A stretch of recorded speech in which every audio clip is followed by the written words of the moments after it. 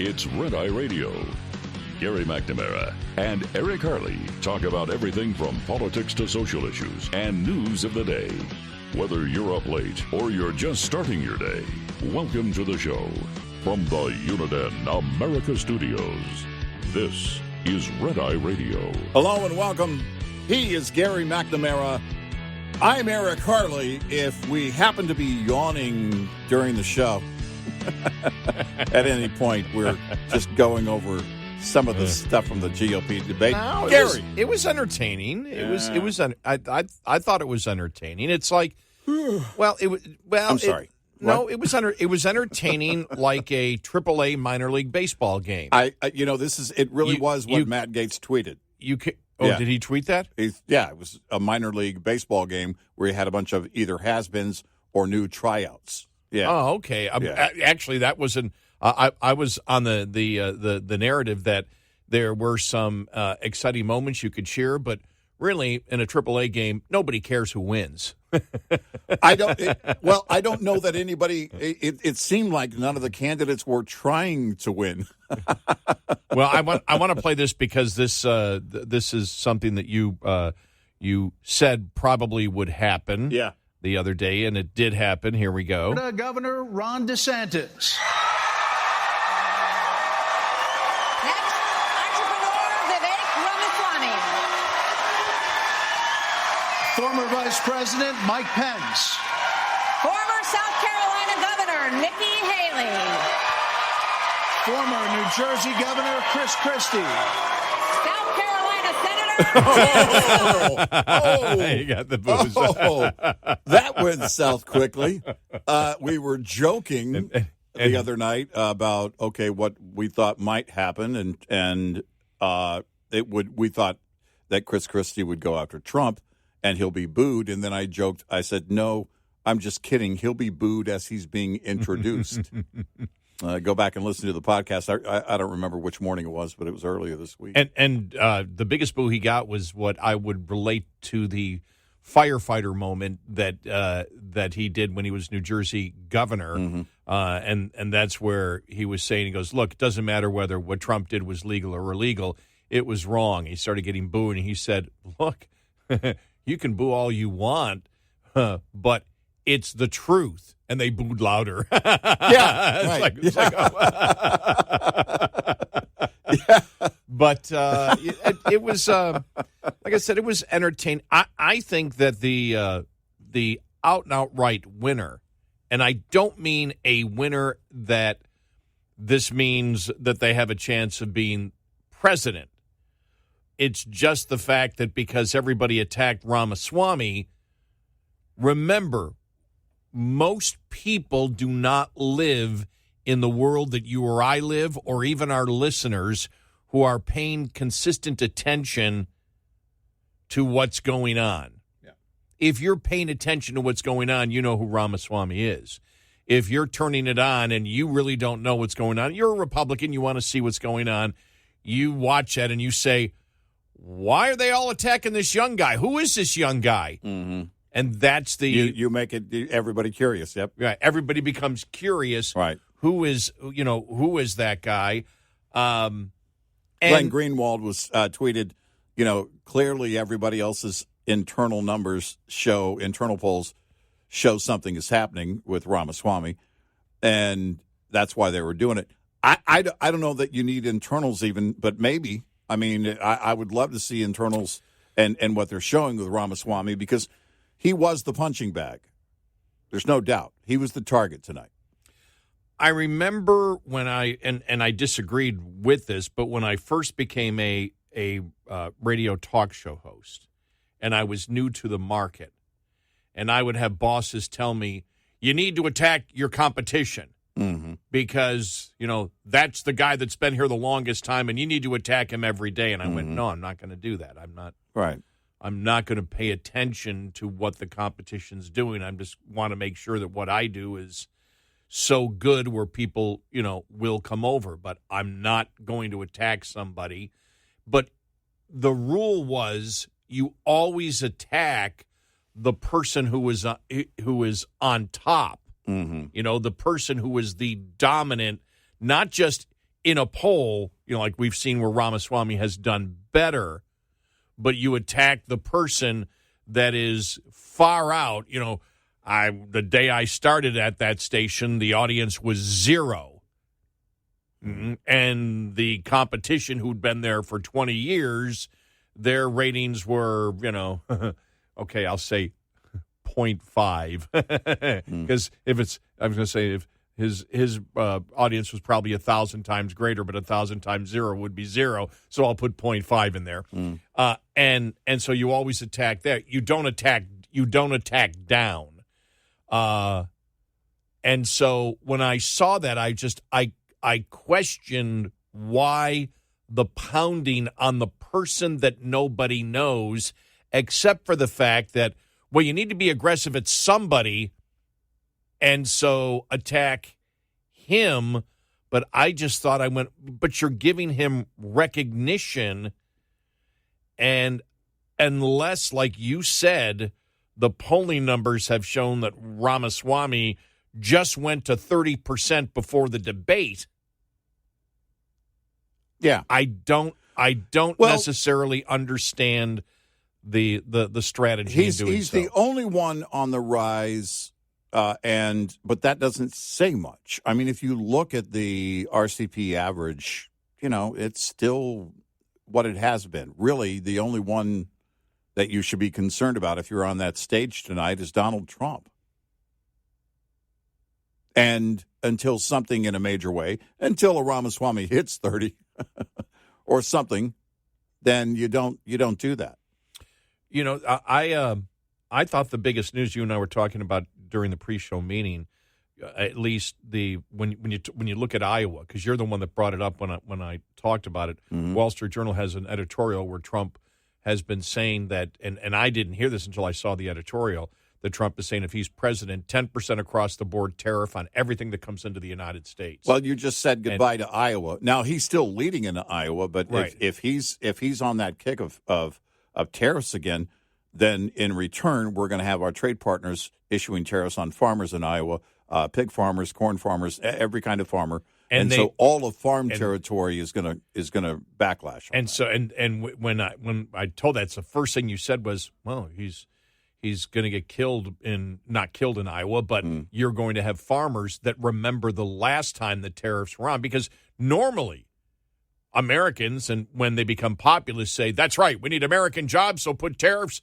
on everything that comes into the country. Yeah. Which just skyrockets the price. And when you're in inflation and you're trying to fight inflation, and next year we may still be trying to fight inflation, that to say that all goods will go up another immediate 10% like that, right, probably is not something that you want to do. But that populism does sell to a certain segment of America and a certain segment of the Trump constituency, but it doesn't sell to the Iowa farmers and farmers in general, after what they went through, and they were livid at that particular point. And he is concerned about farmers. We know this from ethanol, his position on ethanol.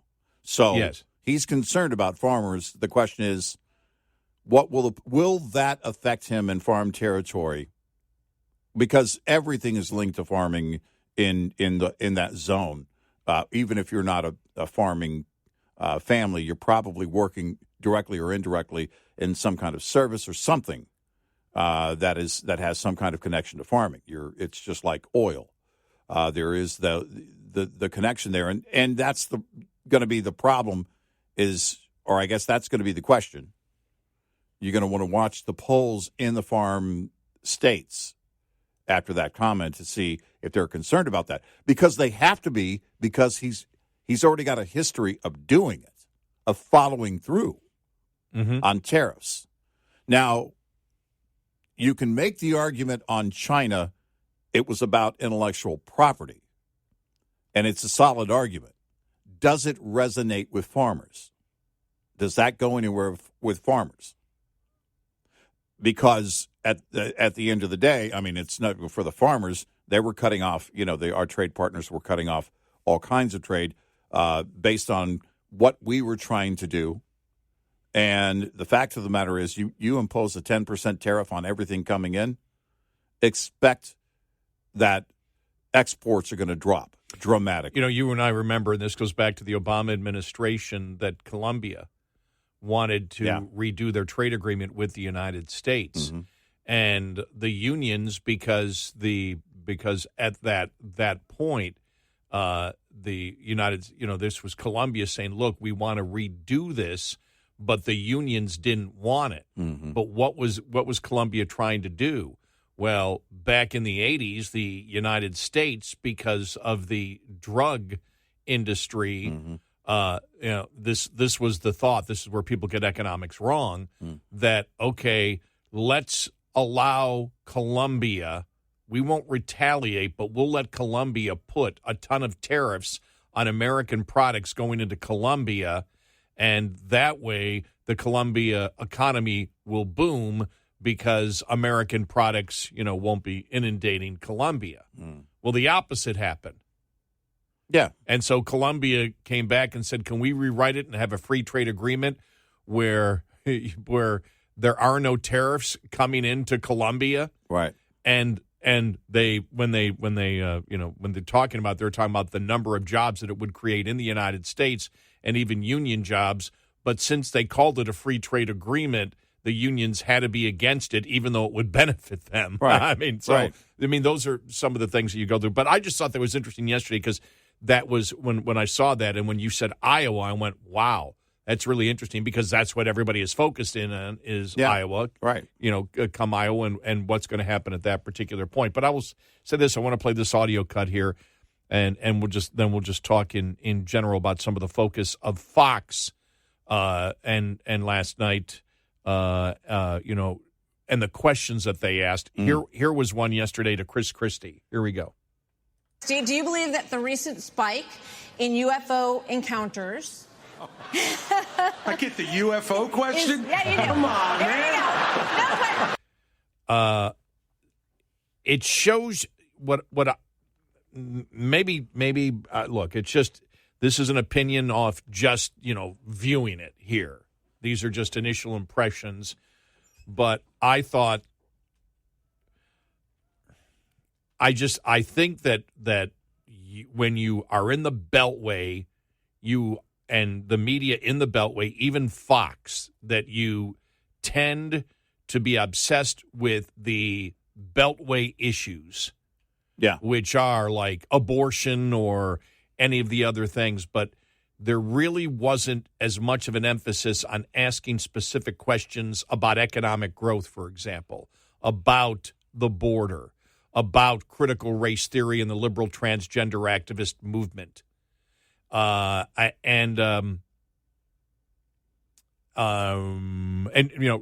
China, for example. Throw in China. I was disappointed. It's almost as if it's like no matter who you get in the media, they're going to be focused on, and it's so dominated by the left that the questions, even the questions on climate change, were framed, I believe, in the wrong way. Mm-hmm. And even on abortion, when Martha asked about abortion, it was, Republicans have been heard in certain states. Yeah, but there's been a ton of governors that have gone the opposite way, that have had success and got reelected last year. Right. So you can sit there and you can ask the question, but they framed it in a political way that it's naturally against what is going on. And I thought, Nikki Haley made a point when she talked about the fact, because it's a point that we've talked about. Republicans are going to have to sit there and say, okay, how far does abortion go? You need to change this around. You need to take it, is it birth? Is it birth? No, it's not birth. Then what is it?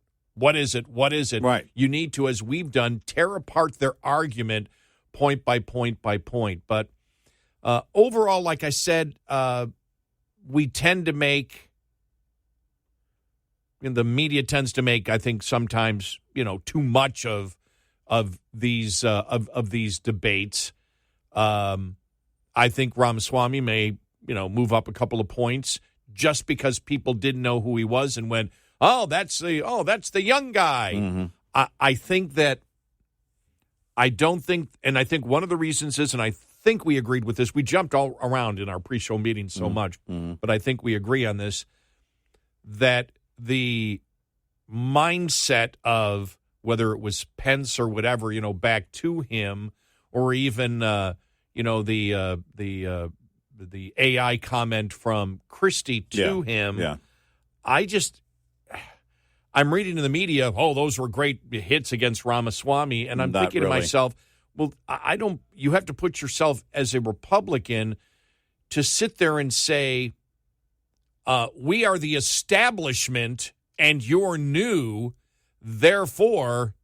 Well, that's exactly what I said to you in the pre-show meeting. Yeah. I don't know if at any point he said the word establishment, but if I were Ramaswamy, I would have said what you see up here tonight is the establishment going after the new guy. And the last time they did that, it didn't work for them. Yeah. I went, who's doing their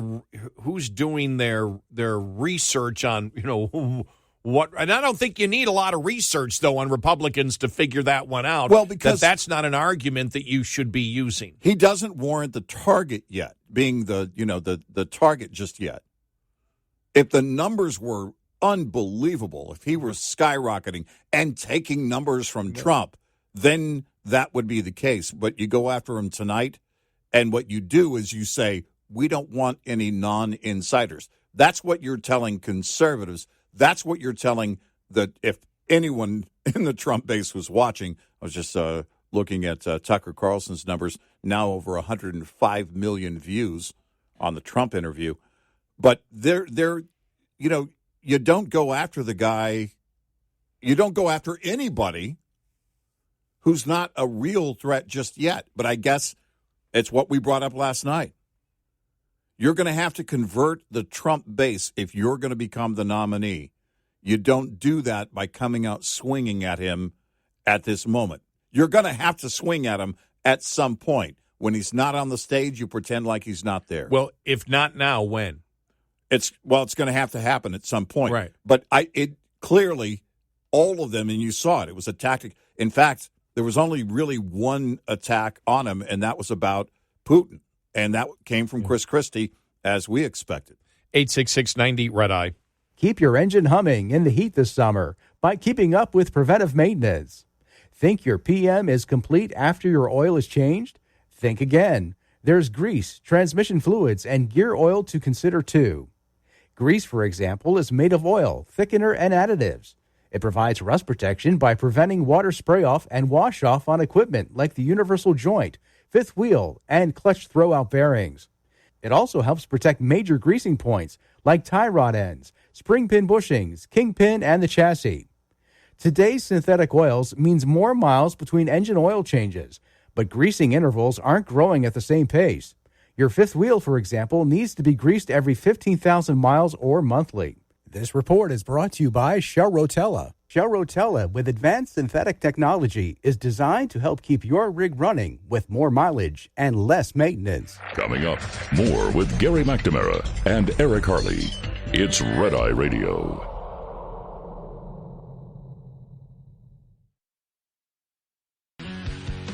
It's Red Eye Radio. He's Eric Harley, and I'm Gary McNamara. We'll have audio coming up of the GOP debate, and then also, yesterday in Russia. It was back and forth. I was watching a lot of the mainstream media and the coverage of basically Putin's number one enemy gets on a plane, and then minutes later it comes out of the sky. There's really no denying how this thing went down, but it seems like a lot of people don't want to talk about how it went down.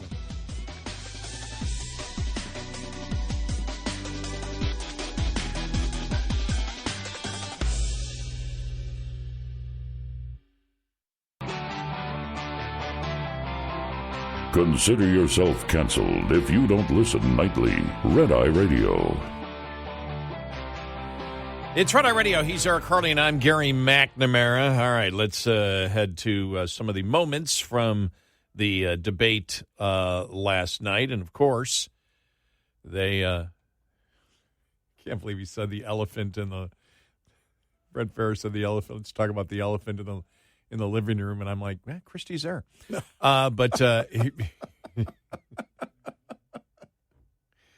Did I go for a cheap laugh? Well, no. Everybody thought it, though. I mean, because everybody laughed when they said it. But here we go. We are going to take a brief moment and talk about the elephant not in the room.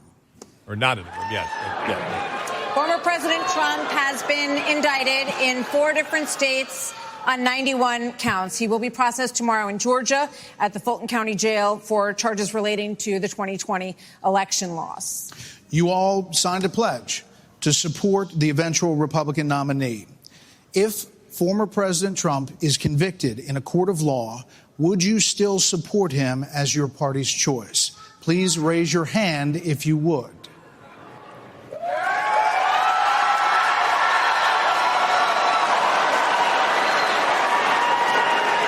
Just hold on. So just to be clear, Governor Christie, you were kind of late to the game there, but you raised your hand? No, I'm doing this. Look, I'm doing this. And I know you didn't. Whoa. No. What's the Look, here's the bottom line. Someone's got to stop normalizing this conduct. Okay? Now, by the way, I just want to stop that. Were you surprised by the number of cheers? Yes, I was, actually. Yeah. So is that well, because, you look at the room, and it would be, even with Trump not in the room, you look at the numbers, which means you're going to have roughly, I don't know, depending on which poll, let's just say 40% of that room on the average, not going for Trump. So, yeah, maybe by the numbers I'm not surprised, but I didn't expect to hear it in that way. It was very audible, and then the boos came in almost immediately afterward, but that's expected. Yeah, the boos are coming. Yeah. the boos are going to dominate in a moment here. Started from the beginning. As I said the other night, I can't believe it was like, I almost only halfway expected them to boo him when he was introduced. But I thought about it yesterday, and I thought, no, I could see some people booing him because he's just not a favorite in the party. He just isn't. Okay, let's continue. Now, whether or not you believe that the criminal charges are right or wrong, the conduct is beneath the office of President of the United States. And this is the great thing about this country. Booing is allowed, but it doesn't change the truth. It doesn't change the truth. Mr. Ramaswamy, you raised your hand supporting. No, I'd like to get in and respond. Let's just speak the truth, okay? President Trump, I believe, was the best president of the 21st century. It's a fact. And Chris Christie, honest to God, your claim that Donald Trump is motivated by vengeance and grievance would be a lot more credible if your entire campaign were not based on vengeance and grievance against one man. And if people at home want to see a bunch of people blindly bashing Donald Trump without an iota of vision for this country, they could just change the channel to MSNBC right now. But I'm not running for president of MSNBC. I am running for president of the United States. We're skating on thin ice, and we cannot set a precedent where the party in power uses police force to indict its political opponents. It is wrong. We have to end the weaponization of justice in this country. 30 seconds, Governor DeSantis. Let me tell you something. I'm sorry. 30 seconds, Governor Christie. You make me laugh because Goes both ways, brother. you sit here in an answer. You sit here in an answer right. Hold on 1 second. You sit here in an answer. Go ahead, Governor Christie. Hold on, Governor Christie. Hold on. Well, so listen, the more time we spend doing this, the less time they can talk about issues you want to talk about. So let's just get through this They section. don't care. Governor Christie. You sit here talking about how you want to stand up for the rule of law. Yes. And law and order. And the fact is that it can't be selective. In your book, you had much different things to say about Donald Trump than you're saying here tonight. That's not true. Well, it is very true. That is not true. It's very true. I read it, because and there's I a know. difference between bad behavior and illegal behavior, Chris. And you, as a prosecutor, should know better. Yeah, you know what? I know a lot better. There's a difference between bad behavior. And I know a lot better than you do. You've never done it like you've never done anything to try to advance the interests of this government except to put yourself forward as a candidate tonight. And here's the thing. We've stood up for law and order. I did it as U.S. attorney. I did it as governor. And I am not going to bow to anyone when we have a president of the United States who disrespects the Constitution. He said, get your MSNBC contributor. He said, these are politicized indictments, Martha, and we have to call out the truth. Martha, it's important to say that the president said, Donald Trump said, it's okay to suspend the Constitution. Now, the oath you take is to preserve, protect, and defend, not suspend. I will always stand up for our Constitution, regardless of the political pressure. Hey, Sean Hannity. All right, so here's what you just heard. Here's one thing that really sticks out to me. Maybe not the top thing, but one thing that sticks out to me in that audio cut alone. That Sean cut in at the end? Sean just wanted to promote himself. I think Sean made the best point. Boo, boo. The energy. Ramaswamy sounded on point, and Christie sounded winded. He sounded like he was struggling to talk and make points. Aesthetics matter. No, I was going to say that what I get out of, especially the debates when there's a number of people on there. If it's one-on-one, then you may look more at substance. Not that style doesn't matter, but then again, when it comes to the one-on-one debates, remember one of my first memories, barely remember it, but my mother used to remind me of it all the time, was Nixon and Kennedy. And my mother asked me who I thought won the debate, and I was, 4 years old, and I told her Nixon. So that was the beginning of the accuracy of me predicting presidential elections. By the way, for young people, that's not Cynthia Nixon and RFK Jr. That's not the debate we're talking about. Oh, my God. Where's she been? I don't know. Since she ran for what? Governor of New York. Governor of New York. She actually did okay. She made some solid points. She did. As a liberal, she really did. If I can only remember any of them. I know. Well, I think a lot of it was on mass transit and spending, and it wasn't that the spending was wrong in and of itself. It was just about whether they were spending on the right things. But but optics really. I look at this, and that's where I said Ramaswamy. Not only because they were attacking him, but because he's animated, he's younger, and he speaks with a decisiveness, and clarity and conviction and clarity in the statements that he makes. It may just be rhetoric at times, but it comes off as very confident and therefore powerful. And Chris Christie sounded, again, winded, but he also sounded like he was on the ropes a lot. But here's the thing. He always does. It's not just on a debate. He always sounds defensive. And you can't do that. That's also the difference with Ramaswamy. There's a difference between decisive and defensive. And that's what you just heard. And when you're defensive, you sound like a guy who's got a poor track record, and you know it. It's like him getting in the face of that ballpark that one time of that person who shouted something at him.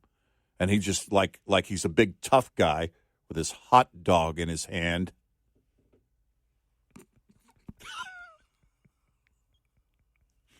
I just remember the beach. I would have said, dude, is that for me? Otherwise, get out of my face. I don't care who you are. You don't get to lean over and get my. I was afraid he was going to just fall over. But the problem, those aesthetics matter. Yeah, they do. And his tone, he talks about the tone, but he's defensive. His tone matters. I don't see him being the nominee. If he becomes the nominee of the Chris Christie? GOP, No. if he ever becomes the nominee for president of the United States, we're more doomed than I ever thought we were. Yeah, I just wonder. I don't know what his fundraising has been like. I don't know, and I don't know what leftover war chest he might have from whenever. I don't know if he has Did you one. find it interesting that initially he got a lot of cheers, and then it just and by the way, that's very telling when you make a statement as he did that whether it's right or wrong, it's beneath the presidency, and he actually got cheers. Well, yeah, but as he continued on, the boos got louder and louder, and then there were no cheers. Well, so here's what's interesting. Not that this would happen, but could a liberal come out and say decorum matters and get the same amount of applause? Could somebody else have said that, and anybody else have said that in that room and gotten that applause? And the answer is, I think so, because you've got, again, 40% of that room that has decided they're not going to vote for Trump. I mean, that's where we are right now. And so I think you could have said, look, I have a number of conservative friends that said, I voted for the guy, I voted for him in 2020, but decorum doesn't matter, and we have to get back to decorum. I have a number of it's only a handful, and it's only anecdotal, but clearly that does resonate with a lot of people. Well, I don't know that it's enough. Well, when it comes to decorum, what I get from even Trump supporters is not that they personally mind how he speaks, it's whether he's electable. Yes, and whether or not that is their number one concern about him. And it's not. It's not. 866-90-RED-EYE. Lines open for your calls. 866-90-RED-EYE on Red Eye Radio.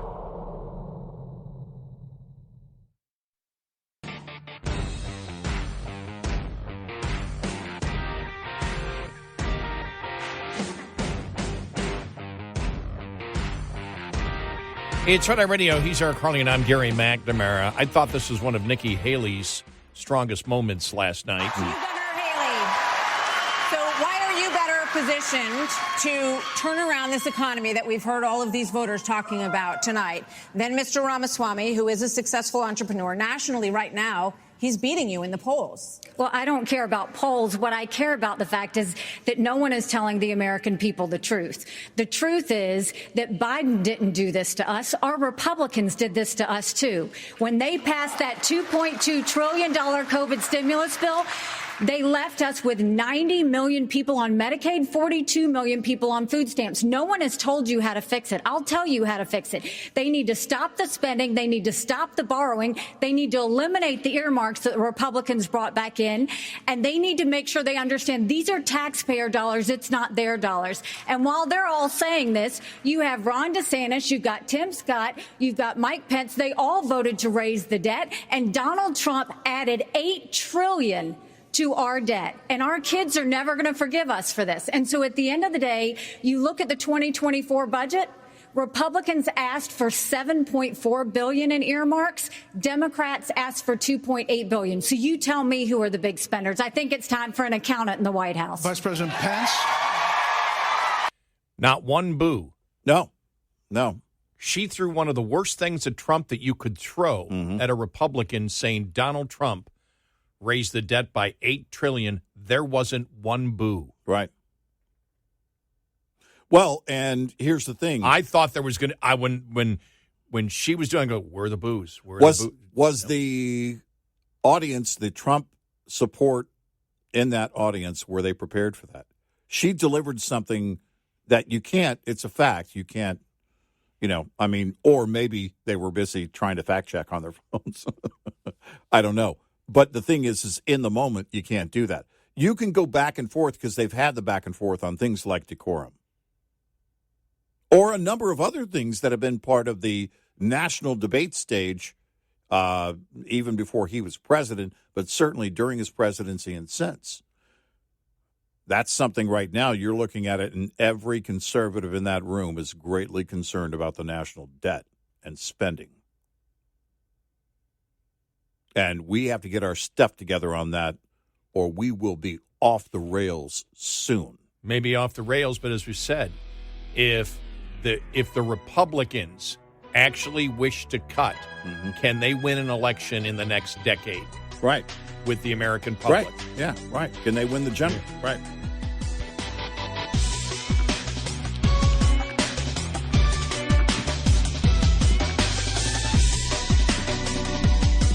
Top of the Hour News is brought to you by House Products. Visit houseproducts.com. This is Red Eye Radio on Westwood One.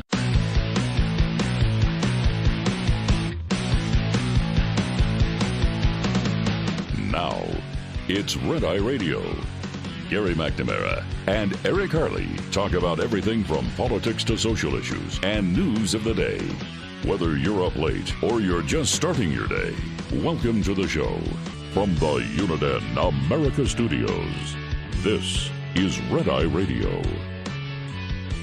And he is Eric Harley, and I'm Gary McNamara. Welcome. Thank you for being here. Thank you. Download our Red Eye Radio app today. Listen when and where you want. If you can't listen live overnight. I was just reading here, Mark Antonio Wright, National Review, the elephant brawl in Milwaukee. It's like, yeah. What was the one funny thing? DeSantis played the night safe with everyone else gunning for Ramaswamy. He seemed content to play the wallflower, except for uncorking bits of his stump speech a few times. His team will want to believe that his performance will stabilize his campaign, which over the summer had seemed at times listless. And he goes, listless. DeSantis hopes that his well-funded ground game and the data operation in Iowa will drive him to victory. His strategy at the debate was to, survive the debate. Winning will come later because he plans to outwork everyone else in Iowa's retail politics game. Well, he'd better hope he's right because the clock is ticking and DeSantis won't get an infinite number of opportunities to make his case to the wider public. When you combine his botched Twitter Spaces campaign launch with Elon Musk and his B- debate performance, he hasn't knocked any opportunity out of the park to date. Ramaswamy is going to have a boomlet almost entirely on the logic of no publicity is bad publicity, but Ramaswamy is an unserious novelty candidate for a country facing serious problems. He looked painfully young. His over-the-top energy and glib answer for everything vibe might play okay on a warm night in August. I'm skeptical that it will age very well as nights grow cold and the Iowa caucus starts feeling real. But don't be surprised if a few national polls over the next week or so pick him up in the mid-teens, edging out Ron DeSantis. Tim Scott brought his stump speech to a WWE match. He's winsome. He always is. He did nothing, however, to distinguish himself from the other candidates, and it was clear he's better giving a speech to a friendly audience than in a political combat of the debate stage. You know, seriously, I mean, when Tim Scott first announced, and when he talked about the opportunities that America had, it was very Reagan-esque. You and I talked about it when he came out and said, okay, now can he go to actual battle? Can he actually fight it? And he really didn't last night. He was there, but didn't distinguish himself at all. It said Mike Pence. Then they have Mike Pence had a serious substantive exchange on foreign policy, his role as vice president after the 2020 elections, abortion policy, and immigration and border security. Pence had a strong debate, arguably the strongest of any of the candidates. He presented himself with dignity. He landed big punches on Ramaswamy through the course. It speaks to Pence's standing relative to Ramaswamy that the biotech entrepreneur attracted so much attention from the former vice president. Regardless, the problem for all these candidates remains the fundamental one. How do you convince the average center-right primary voter that you're a better choice to lead the Republican Party into the future? How do you distinguish yourself from the also-rans? How do you displace Trump without taking him on directly? Only 45 men have ever been president of the United States. It's an office that doesn't fall into your lap. If you want to be president, you can't be a wallflower. You've got to go take it. Yeah, I can see the point about Ramaswamy and whether or not, as debates go on and the campaigns go on, that's going to age well. The energetic approach, by comparison to some, may seem, okay, that's a little, tone it down, slow it down a little bit. I don't know how that's going to play out, though, in the polls. I can't predict that. I can see the point that they're trying to make. That ultimately you're going to have to be, it's going to have to be, but because he does talk very fast. But when you see him in interviews, it's the same energy and I think conviction. And the question is, all right, how do you bring that down on a debate stage? They were all at one point or at any given point throughout the night, maybe with the exception of Pence, all of their energy was kind of a little over the top. So I don't know. I don't know where Ramaswamy. I didn't think DeSantis was. Well, he didn't do much, but I mean, yeah, I would say you're right on that. And Vice President Pence didn't really have that, and but if you look at the moments on that stage, what makes an impact? What truly makes an impact? I think a couple of cuts that we have played have an impact, but the question would be then to what extent and how much of it is just preaching to the choir. The Ramaswamy comment on, basically weaponizing the Justice Department and law enforcement. The comment by Nikki Haley and what's going on with the national debt and spending. Those are two big comments that hit home. But, again, is it the equivalent of saying, hello, Cleveland, you're the best audience we've ever had? And if it's, if it is, then it doesn't really grow the base much. It doesn't really motivate the base much. It just shows you that the base is already motivated in those areas. Where the energy goes from there remains to be seen. Yeah, I was telling you that in one of the still photos, you've got Ramaswamy had his, like his fist up in the air and his mouth was open, and I said, "Wow, he looks like Beavis." He just did for that moment. But Ramaswamy. But that, and again, this is coming from an older guy. Mm-hmm. I don't view him because Mark Antonio Wright said he looked painfully young. Oh, I didn't think painfully young. Was it what did I've just trying to see of what he exactly how he he looked painfully young. Yeah, I disagree with that. I mean, look, one of the problems that because one of the things that they're saying Nikki Haley and the others hit him on Ukraine good. You and I have talked about this a lot. I mean, because you've got one side of it saying we can't get involved in Ukraine at all. Mm-hmm. Well, you have to fight. You have to fight back against Putin. Mm-hmm. How you do it is extremely important. Yeah, how you frame it to the American people, but you have to challenge China, and you have to challenge Russia. Yeah, you have to because it's pretty reminiscent of still the Cold War. And if you've seen the evolution of Russia, basically Russia's back to being a dictatorship. In fact, it's not even a communist nation as much as it is a dictatorship. It's more than the old one-party system that used to be there. It's become more and after what we've seen, yesterday, and whether he took out his chief rival enemy, and we'll get into that a little bit later on. Mm-hmm. But I think it's a prime example of of what the table is and who the players are. Now, when you look at, as we've said, the problem with this administration is they lie about everything. So you can't trust them.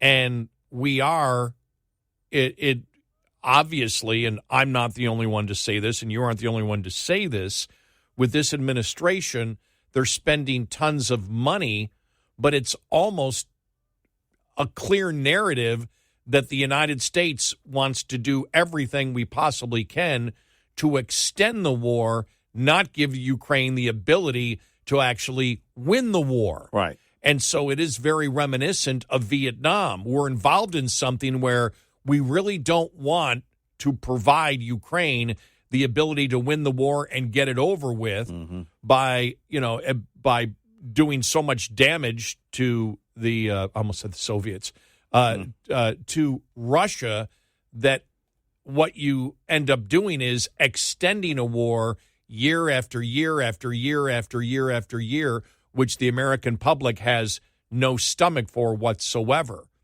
But it also gets to the point where you wonder, you also get to the point of the Republicans, and I'm not sure where Ramaswamy totally is on this, but we need to be out of Ukraine completely and totally. No, that's not necessarily true. What we should do? Well, as I've said before, I don't know, because I don't know what the CIA knows. Yeah. As we've said before, I don't know what the CIA knows. I don't know what our intelligence agencies know about, for example, if the CIA, and I could trust the CIA, but these days you can't trust damn anybody in the intelligence agencies or law enforcement in the United States because they haven't earned your trust.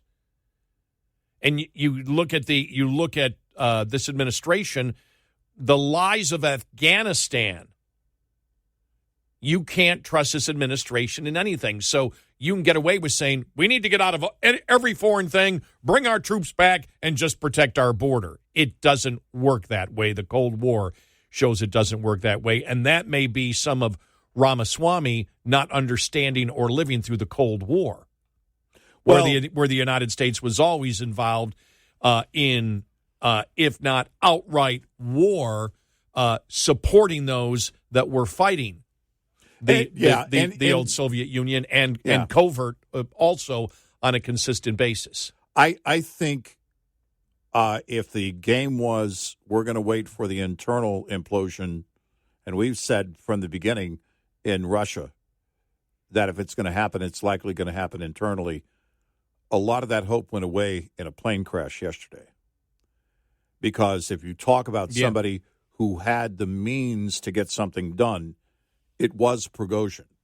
I don't know of anybody that rises to that is not part of another government outside of Russia.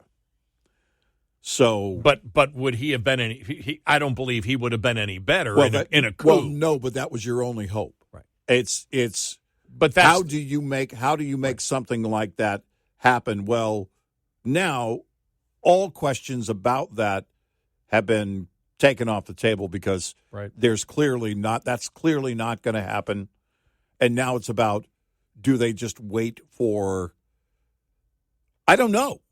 Because I don't know where a Putin wears himself out and utilizes all his resources. He's not being cut off. In fact, he has plenty of allies that will make sure he's not cut off from supplies.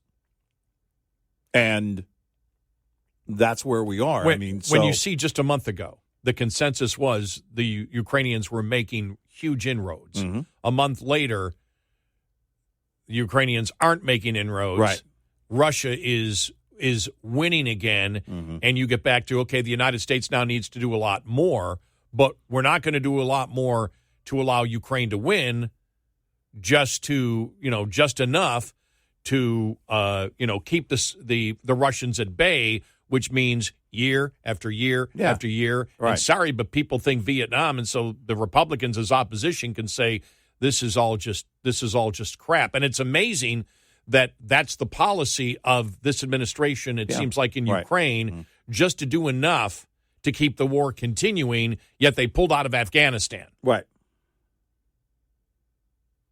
Well, that's the first thing that none of it makes sense. That's one of the first things I thought of yesterday when the plane crash happened. I thought, look, and Biden gave his comment. I've been working out for an hour and a half. I don't know a lot of everything and blah, blah, blah, blah, blah. And it didn't surprise him, basically, is what he was saying. Well, where do you go next?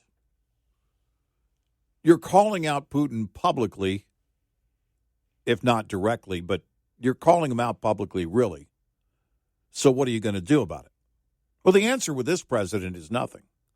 After Afghanistan, he's not competent as commander-in-chief. We all know that.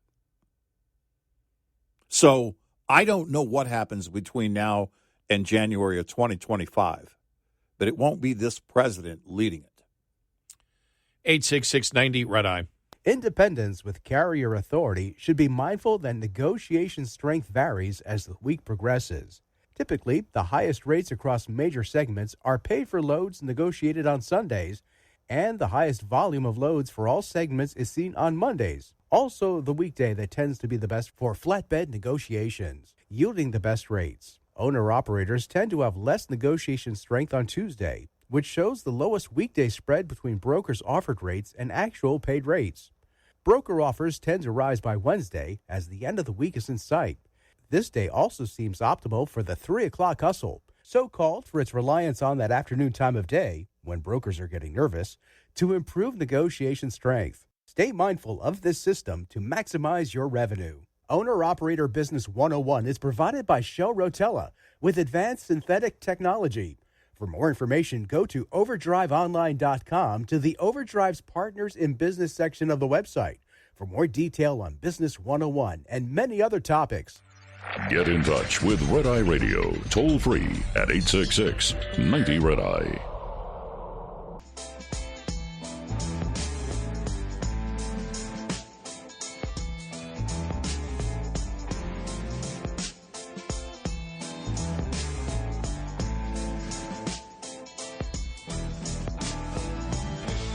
It's Red Eye Radio. He's Eric Harley, and I'm Gary McNamara. Let's go to, this is a question on the southern border, to Ron DeSantis. So, as president, would you support sending U.S. Special Forces over the border into Mexico to take out fentanyl labs, to take out drug cartel operations? Would you support that kind of American military use? Yes, and I will do it on day one. Here's the thing. The cartels are killing tens of thousands of our fellow citizens. You want to talk about a country in decline? You have the cartels controlling a lot of part of your southern border. We have to reestablish the rule of law, and we have to defend our people.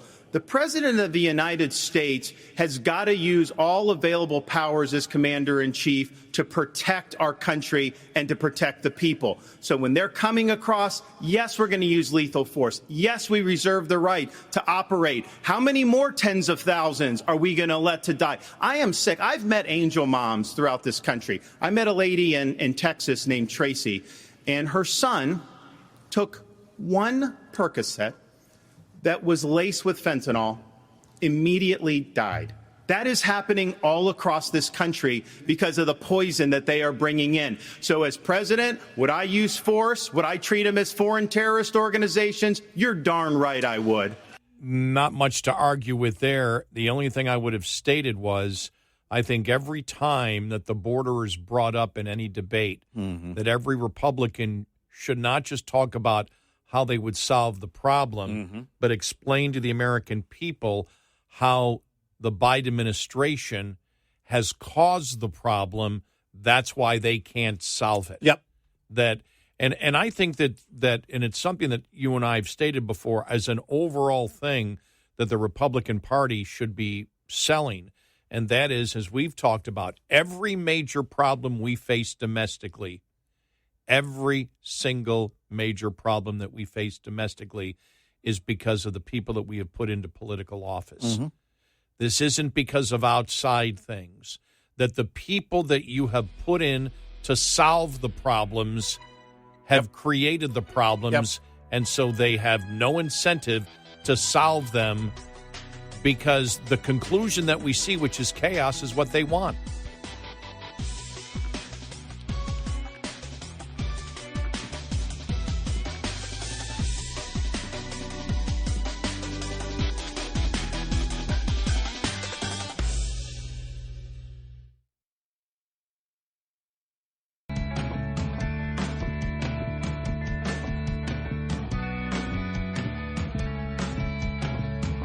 You're listening to Red Eye Radio from the Uniden America Studios.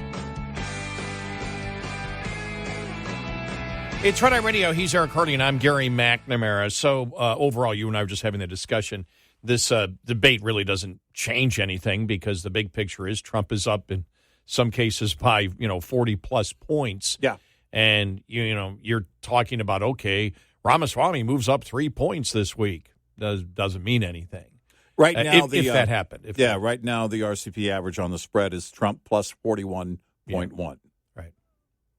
And that's the RCP average, which goes all the way back to mid-August, August 10th, I think, earliest. And the reality is, and I do agree with the National Review article that said, look, when you look at DeSantis, he's saying the ground game in Iowa is what is going to, that's what he's putting his hopes on. Mm-hmm. And so it's like, that's where you win. Don't publicly criticize him, win in the ground game, because will Trump be able to get the donors as this continues? Will he be able to get the donors that he needs? And with the reports that so much of his campaign money is going for his legal fees. Mm-hmm. And you and I were asking the question, what in the world might his legal fees be? Because he's fighting this, he's fighting 4 different prosecutions. Yeah. I mean, how many lawyers are involved in this? Yeah. How many, tens of millions, possibly hundreds of millions will this eventually cost? And if he doesn't have a campaign, can you come close, or can somebody win? And remember, it's still September, October, November, December. We're 5 months away still. That's a long time. Mm-hmm. And, to see. But when you see that nobody was really willing to take on Trump until, the question was asked about, the pledge and whether everybody had their pledge pins on.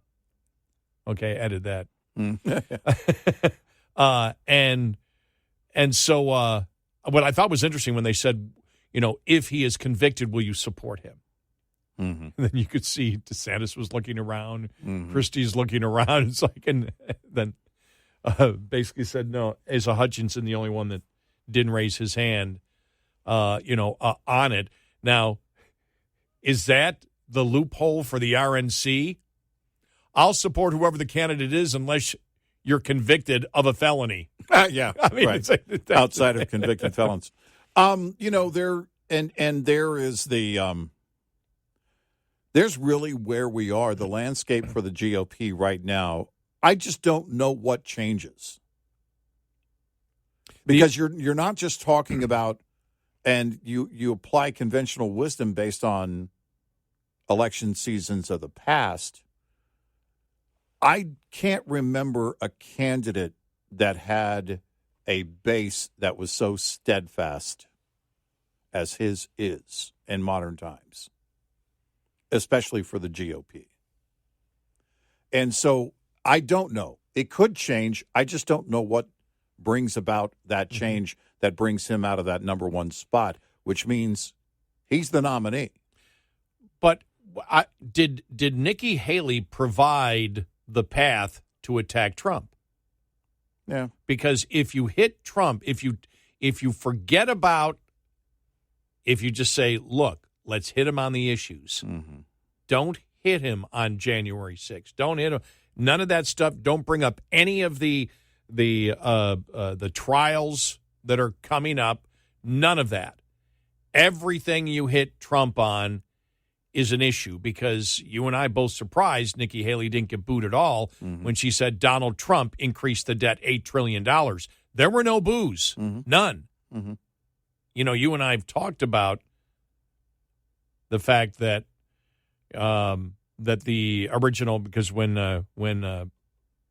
DeSantis will say he didn't get rid of the swamp. Well, the swamp's definition changed completely over a period of years. The swamp used to be the Republican leadership. Now the swamp is viewed as basically deep state.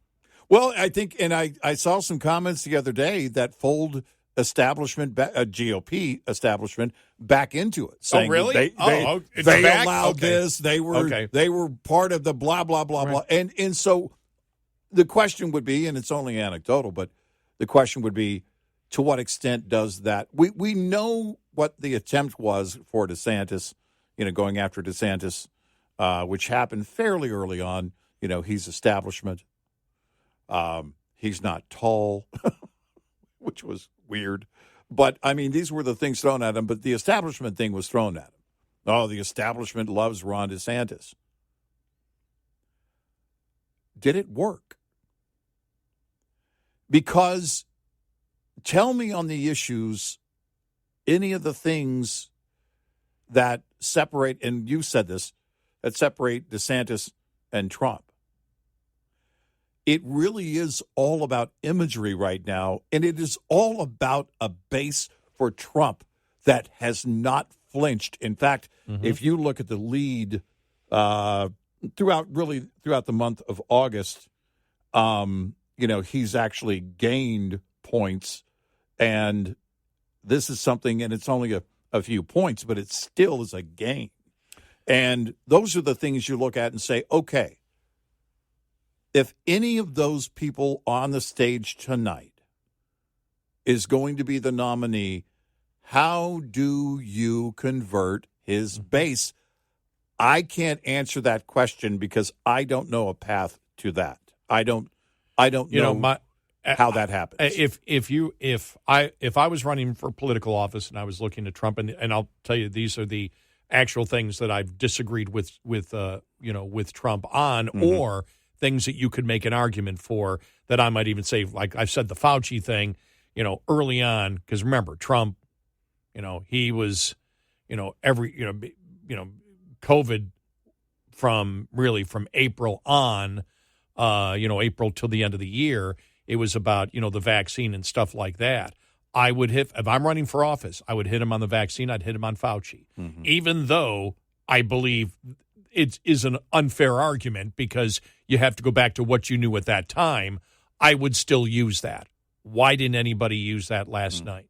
That's a good question. Because especially with recent days, people talking about more mask mandates in the left and leftist media, that's coming back again. Is it time to put a mask on again? No, it isn't. But, to your point, it's like, okay, that should be top of mind because I know people see the headlines. And in that room, one of the things that has been a huge concern has been Fauci's involvement in all of it. And certainly I think you could have gotten a reaction there and made a solid point, but I didn't see that happen. You saw Nikki Haley say Trump put us $8 trillion into debt. Right. Nobody booed. Right. So it shows the American public knows that Republicans, including Trump, spend money. You and I talked about how, because remember, because you brought up the swamp initially, the swamp initially was the fact that Donald Trump, or excuse me, not Donald Trump, it was the swamp came because John Boehner, left being speaker. We don't like messy. Right. Paul Ryan came in and didn't renegotiate the deal that Boehner had made with the Democrats on spending. Right. And so at that point, the swamp was actually about Republicans spending too much money. Yeah. And that really, because that swamp and that really, I believe, was one of the things that catapulted Trump. Well, talk 6 months later, by the time we got to, the spring and the primary debates are going on, and Trump's talking about paying pennies on a dollar for the debt. I mean, things that are actually insane economically that you can't do. They wouldn't be able to do it anyway. Right. But he was talking about that, and then he was talking about the fact since interest rates were low, we should borrow trillions more of dollars for infrastructure. He sounded as Democrat on infrastructure as any Democrat on infrastructure, including Biden. And it was like, and his base went along with him. Yeah. But right. those are criticisms that if I'm going to go after Trump, I'm going to go after that. I'm going to go after Trump on his support of Lordstown and EV cars, on climate change, and say Trump was promoting electric vehicles. Oh, these are the right electric vehicles. No, electric vehicles are not the solution to anything, and it plays right into the Democrat hands. Tell me the debate point against that if I'm using that against Trump. Ethanol. He wishes to subsidize. Nobody's asking for ethanol. He's willing to subsidize. Al Gore, I would bring this up. Al Gore admitted he lied about ethanol. It doesn't, by the Democrat standard of climate change, help anything, yet Trump still wants to subsidize a product that nobody wants. What's the difference between subsidizing electric vehicles that we're all against and subsidizing ethanol? My point is, eventually you have to, if you want to have a chance of winning, attack. Why aren't any of them really on the issues? You take January 6th out of it. You take the weaponization of government out of it. You take all that out of it. All that, they're all legit issues, but if you're going to attack Trump, that's not how you do it. You do it specifically on where he isn't a conservative. Yeah, sure. And then you go back and you look and you say, remember, some of it may be unfair in politics. It's all dirty. But you go back and say, remember, he was once loved by all the Democrats. There was a reason. Liberals loved Trump. There's a reason that they did. And so I would even bring in the things that if you're going to win, I'd bring in how he followed his daughter on a lot of things that were viewed as many liberals when he was president. Sure. If I were going to play that card, it would be, and you basically have to play all your cards. You also have to play, all right, if he is elected and becomes president again, what does he do in a second term? Because he's talked about things like socialized medicine before. Yeah. He's talked about those things in the past and said we have to revisit them. Well, that sounds a lot like Obama.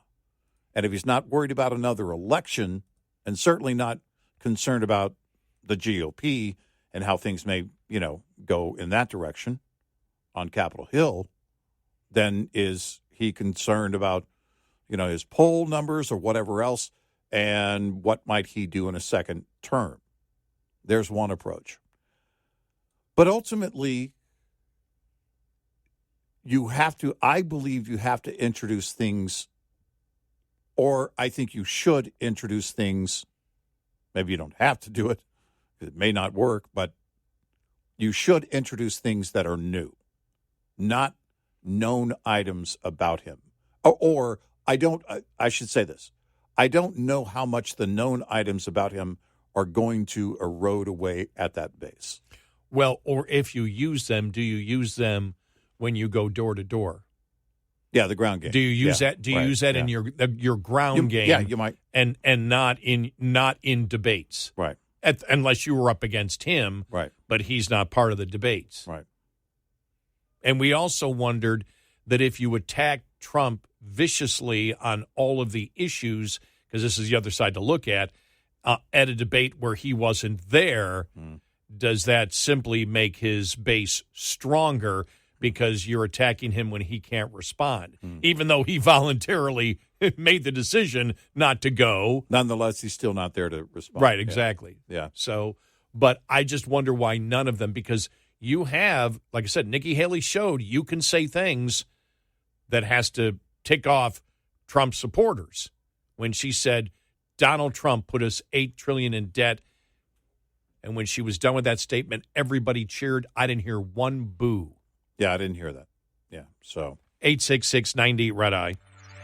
We'll be right back with more Red Eye Radio with Eric Harley and Gary McNamara.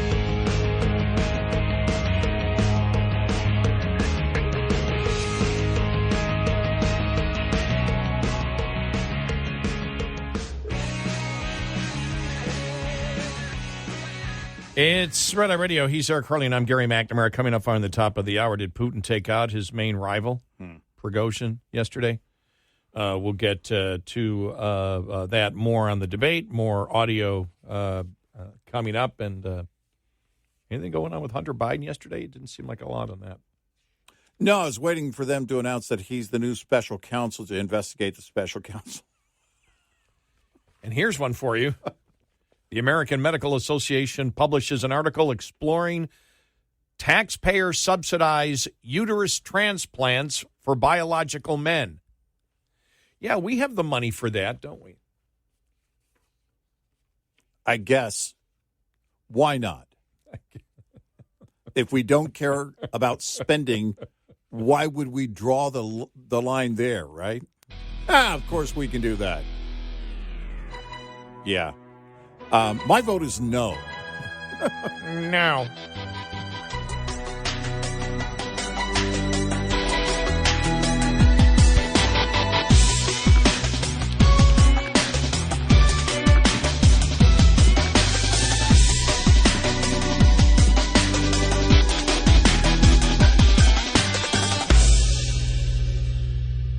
This is Red Eye Radio on Westwood One.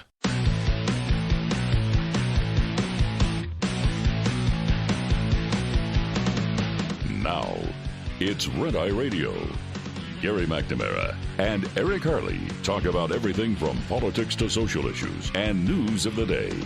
Whether you're up late or you're just starting your day, welcome to the show. From the Uniden America Studios, this is Red Eye Radio. All across America and around the planet, 86690 Red Eye. He is Eric Harley, and I'm Gary McNamara. Good morning. How you doing? You doing good? That's good. I'm doing good. Happy Thursday, everybody. So, Prigozhin, head of the Wagner group in Russia, was it an attempted coup a couple of months ago? I'd say yes. Yeah. His goal was to get rid of defense leaders. I don't know how you do that without getting rid of Putin.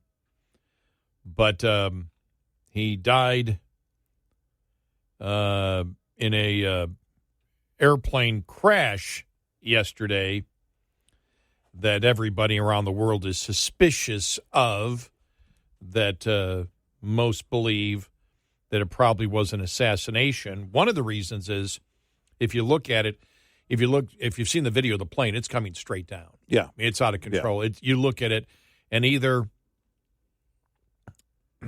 probably at least three possibilities. Either it went into a stall, it was shot down by a missile, or blown up. Yeah, I don't know about the stall thing because it appeared to be that some parts of the plane were missing. So I don't know. Well, it can be stuff can be ripped off a plane. Yeah, like that. I guess, but all accounts on the ground and witnesses are saying they believe it was an explosion or a missile. Yeah, I just and by the way, I doubt the stall because it wasn't landing. I think of, one of the things I love watching is, all the, why planes crash. Mm-hmm. And you see the majority of airplane crashes, it's not just a vertical drop. You see horizontal movement. It may be coming, but it's coming like this, down into the ground, whatever. Very rarely do you see a stall. You did with the Colgan air crash 3407, which crashed. I talk about that restaurant that I always go to with my dad, Marty's, right around the corner is where that plane crashed, killing 50 people, one in the house, 49 on the plane. That was a stall. That came straight down. We pass by it every time we go to eat. The air crash site, there's a memorial right there. When you're there, when you drive down the road and look at it, you can't believe that houses on both sides are still standing because it landed right on the house. Now, I don't know how big this business jet was, but they called it a business jet. Yeah. And the Colgan Air, nobody has any idea why. Nobody will ever be able to figure out why the pilot pulled up and instead of putting the nose down, pulled the nose up. All you do is put the nose down and increase, and they wouldn't have stalled. And I know exactly where they stalled, and they were about at 2,300 feet when they were landing. Now, I guess it's possible to go into a stall if your rate of ascent is at an angle that can't support the plane flying. But that's a rarity. This plane seemed to be at a much greater altitude where a stall caused by not, enough airspeed was probably not the case. So what caused it? An explosion? And you could see as it was coming down. You could also see that there was smoke coming from it. Well, there were two trails. Trails, yes. And they were separate trails. So one of those trails is older than the other one. And there is the question is, and the footage doesn't show which of those trails appeared first. But one of those trails looks like a missile trail. So if it's an explosion, it's two things. It's a missile or it's a bomb on the plane. Mm-hmm. Prigozhin was on the plane. Everybody was, quite frankly, surprised when he kind of settled things with Putin and then came out, oh, no, everything's fine. That's almost out of a Hollywood movie. That he gets to walk away from something like that, and everybody was just waiting for something to happen to him. And yesterday it did. And it's going to be hard to convince the world otherwise. Well, if it was a missile, our intelligence agencies know it. Our intelligence agency likely knows right now and probably knew within a few hours what happened. They know what brought the plane down. And so from there, the question is, what do you do with that intel? If it were Putin who had died, things would be much, much different. But Putin now is, by most accounts, and what the world believes happened, is clearly flexing. If you want an uprising, you'll be taken out. If you're a part of that, you'll be taken out. That's who he's always been. So I don't know where it goes from here because, for Russia to say, well, there will be an investigation. I'm sure there will be. I bet you the NTSB is not a part of it. It will not be a part of it. And that's where you are. This thing is over. Well, what you do have is if this was an assassination, which, again, you never know with airplanes. You don't know, but it is just so incredibly suspicious, and the odds that that particular person would be on that plane and die makes people wonder. It's not. You'd be hard to convince me that this was not an assassination. So what you have here is a message sent out to anybody else who may be thinking about some type of coup or semi-coup. Because that's the whole Prigozhin thing was sort of, we just want the military leaders gone, not Putin. Mm-hmm. Yeah. And you can't say that would have been the case because, as we know, they pulled back. But I highly doubt that if you're sending troops to the capital to get rid of all the defense officials that aren't running the war properly, that once you get there and you get them out, that you allow Putin to stay in. Mm-hmm. I never saw that happen. Well, and then you couple it, with the video Prigozhin put out, posted the other day, and, which basically said that his mercenary group, the Wagner Group, was going to make Russia greater and Africa freer. Well, what's to be read into that? Well, as the head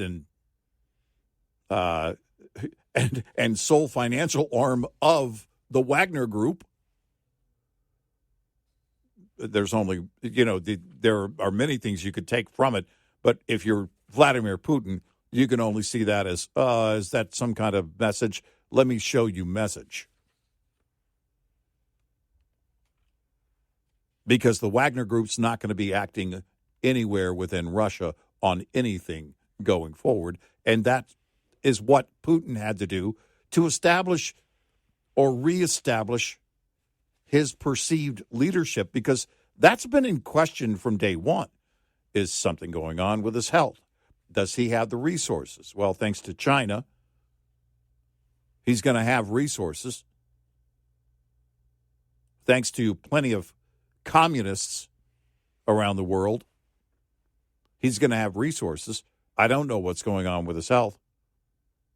But he wanted to set the record straight, I'm convinced, on something, and that is there's not going to be an internal uprising anytime soon. I don't know where you go from here. I mean, I don't know what the future looks like and what the world wants to do about this on the ground in Ukraine. And I, initially when it happened, you thought, okay, he's exiled to Belarus. And here he is, again, flying around. Right. He's on his way to St. Petersburg. It's, Right. And so he's flying around. He's in Russia. He's doing, and there's no way that Putin didn't take that as a threat that, look, if I wish to do this again, I can do it. If he was exiled to Belarus and limited in what he could do in his travel and all that, you might have a little bit more confidence if you were Putin. But the fact that he seemed to be back just doing the normal things he did as as the head of the Wagner Group and normal Russian or whatever, and could travel freely, Putin had to look at that as, all right, this guy, he did it once, now he thinks things could go back to normal. No way. No. Because if you try to take out my defense leadership, you're trying to take me out. You're reaching for me. Right. And you don't get to do that. That's exactly the mindset of a Vladimir Putin, always has been. The world has no questions about Vladimir Putin. And if you had any yesterday, probably answered them. Will be interesting to see what the official cause is when it comes out. That's what I was saying. They say there's going to be an investigation. And blah, blah, blah, undetermined, blah, blah, blah. Let's put it this way. Within 20, if the NTSB was there, let's say hypothetically they were there, they would have an idea probably in the first few minutes that they were there. They know the signs to look for a bomb or a missile. Yeah. Intel knows. Yeah. Because if one thing that we're doing right now, one thing that I believe is very clear right now that we're doing in this whole Russia-Ukraine thing, we're monitoring the airwaves. Or we're not the airwaves, the air. We're monitoring anything that's in the air. Except balloons. No, you're talking the United States. We don't need to monitor the United States because Swalwell's girlfriend has that down. We just go to China. Yeah. Different communist. 866-90-RED-EYE. Coming up, more with Gary McNamara and Eric Harley. It's Red Eye Radio.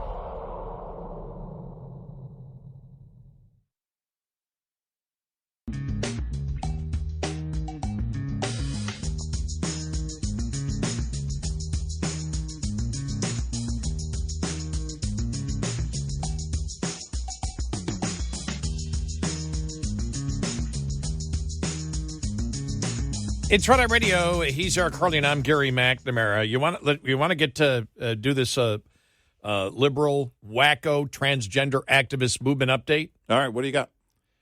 An Ontario, Canada court has ruled against Jordan Peterson, upholding a regulatory body's order that he undergo social media training or potentially lose his license to practice. In a decision released Wednesday, 3 Ontario Division Court judges unanimously sided with the College of Psychologists of Ontario in a case stemming from some of Peterson's language and online statements.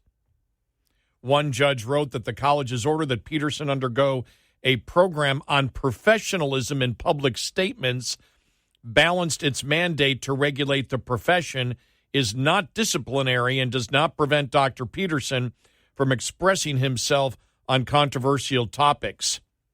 Peterson has said his statements were not made in his capacity as a clinical psychologist, but instead were off-duty opinions, an argument the court rejected. This is the punishment of free speech here now, as you see in Canada. Dr. Peterson sees himself functioning as a clinical psychologist in the broad public space where he claims to be helping millions of people.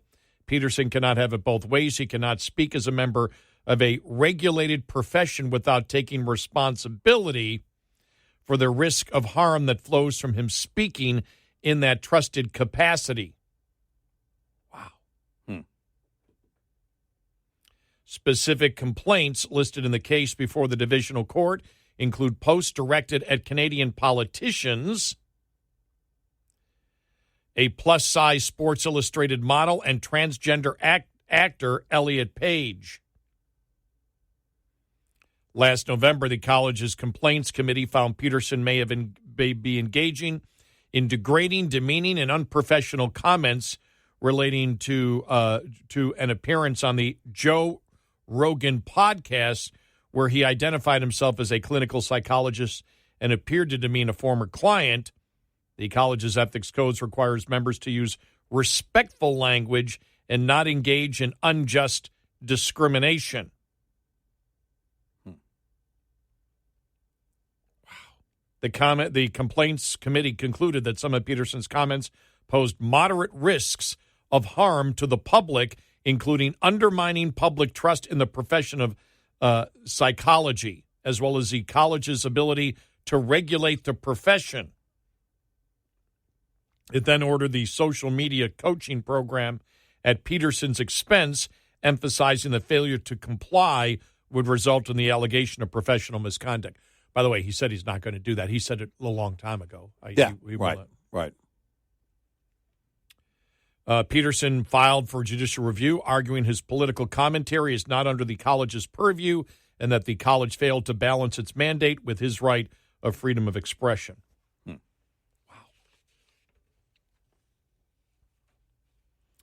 So there you go. Well, it's only a matter of time before that happens here in the States.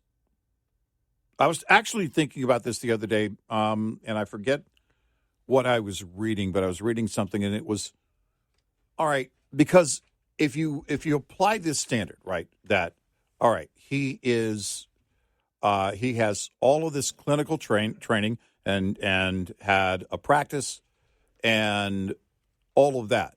But really, what are we talking about? We're talking about influence.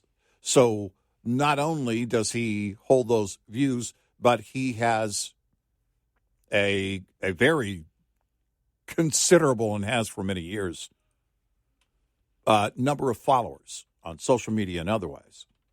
So why draw the line if you're going to go and punish people and take away their livelihood, essentially, and require them to do what the state wants them to do based on their political views, then why couldn't that apply to all, not just doctors, not just clinical psychologists? Because if you have any level of following, you don't have to have a social media following that's the size of Taylor Swift or anyone else. If you have any influence, you put this message out here. Listen, it's exactly where social media was going before Elon Musk bought Twitter and the Twitter files started coming out, and we could see exactly what the liberals were up to. Okay, he said he's going to take the training and broadcast it. Mm-hmm. Oh, interesting. I wonder how that would go over. I'm guessing like a lead balloon. Because I've seen him say in the past he won't. He won't do it. No, and now he's saying I am going to do it, but I'm going to broadcast it. Okay, well,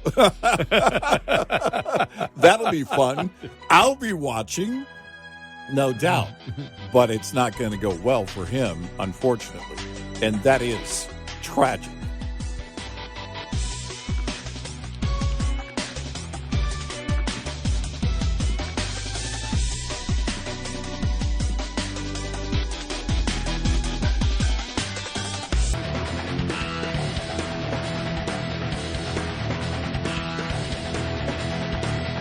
On your smart speaker, say, play Red Eye Radio. And, if you're really nice, she might. Red Eye Radio. And he's Eric Harley, and I'm Gary McNamara. So Jordan Peterson initially said, I went back and looked at it, he initially said he would never take the training. Said not going to do it. Now he says he is going to take the training, but he's going to broadcast it. Now, whether that means he's going to bring a phone in and actually record it or relate exactly what the training is about, I don't know. Yeah. He says in an interview with CBC News, Jordan Peterson said he will take the training and broadcast it. I'll comply with their regulations, but I'm not going to do it in secret. And the reason I'm not going to do it in secret is I don't believe I've done anything wrong. In a post on X, formerly known as Twitter, before the decision was released, Peterson said he wished the college luck in its continued prosecution. They're going to need it. Peterson told CBC News in January that he had no intention of giving up his fight with the regulatory body, accusing the college of attempting to stymie his speech and discipline him for his political opinions. He also Wednesday said he stands by what he has said and has zero regrets for his social media post. Peterson says he believes the posts are a question of free speech, which he called sacred, adding, he says what he believes to be true. The fundamental issue is one of free discourse. I like to think, and we think by talking in large part, so I'm not willing to suspend my tongue as a consequence of government decree. He added he no longer treats patients anymore, and his career instead is focused on social and political commentary. Also, he doesn't regularly lecture at the University of Toronto. However, Peterson says he just wants to retain his license. Well, he has every right to do that and should do that. But in Canada, that kind of dissent is considered to be radical. Right. And you can't, because that would be my question for them. Well, wait a minute. If you talk about all the different treatments for anything over the years, the medical or clinical approach in the global medical community, but especially in Western cultures, you talk about what? A number of things that were learned along the way, and how were they learned? By dissent, by people saying, I don't think that's right to do. I think we should be doing this. But you can't have that because in Canada, that's hate speech. He said, I'm going to keep my license. I want to keep my license. I deserve it. I've earned it. I haven't done anything to justify suspending it, and I don't want to give the hyenas their bones, he said earlier this year. The college, in a statement released after the decision was issued, said it is committed to carrying out its mandate of protecting the public interest by regulating the practice of psychology. Wait a minute. Wasn't this a Robin Williams movie? Yeah, right. Remember, they didn't like the things he was saying, and so they wanted to kick him out of being a doctor. Right. The one thing he said, apparently Sports Illustrated had a plus-size model on. And he said, and this was the entire push, that there is nothing wrong with being huge, with being really obese. Right. And if you attack the health problems, if you attacked and said, well, I don't believe that's beautiful, well, you must say that it's beautiful, even though... Yeah, it's called hate speech. Right. Yeah, right. exactly. That's called hate speech. If you don't say, no, she's beautiful, he goes, beautiful? No. And it's... And then the other one was Elliot Page, and he said the criminal who was a transgender woman, and said the criminal doctor just cut off her breasts. Right. And those are the things that they wish for him to lose his license for. But now he needs to undergo re-education training. Yeah, Elliot Page is the actor that was in a lot of movies, by the way, and went through the transition thing, right. And there was a lot of talk about it on social media. But we had talked about, I mean, like the whole Lizzo thing, when she would be in, extremely scantily clad clothes, and she, is quite obese. Yeah. And then the what came down a couple weeks ago, that she was fat shaming her dancers. I mean, right. I'm sorry. There's humor in that. Well, I mean, seriously. And again, you look, people can do what they wish with their life. I am never going to let someone dictate to me what beauty is. Right. Because it's different for everyone. Right. Yeah. And so to mandate what beauty is, or you must be, or if you say, well, no, I don't think that's beautiful, I'm sorry, you're going to lose your license because of that. Well, no, that's an opinion based on the politics of the left pushing, the whole anti, fat shaming. And I don't shame anybody. You are what you are, but I'm not going to sit there and say it's healthy to be fat. Right. To sit there, and that was what was also coming out, this whole thing is exaggerated about obesity. No, it's not. No, it isn't. Not at all. And so, I mean, that's where it's going, that everybody is the same and there's no difference. And if you say, well, no, it's not healthy to be fat, well, then that's hate speech. Yeah. No, right. It's not. No. And so, I mean, that's all the stuff. And, what Peterson has said just in general. Well, no, you're not. If you say you're if you say that you're a biological woman and you're actually a biological man, no, you're not. That in itself, as we know now, is hate speech. Right.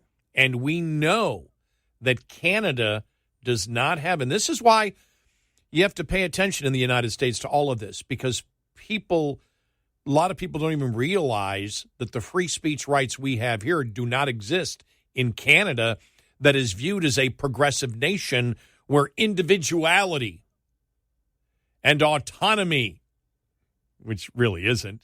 I mean, they're just as bad as the United States when it comes to their identity politics of judging people by groups. But they claim that, no, everything must be accepted.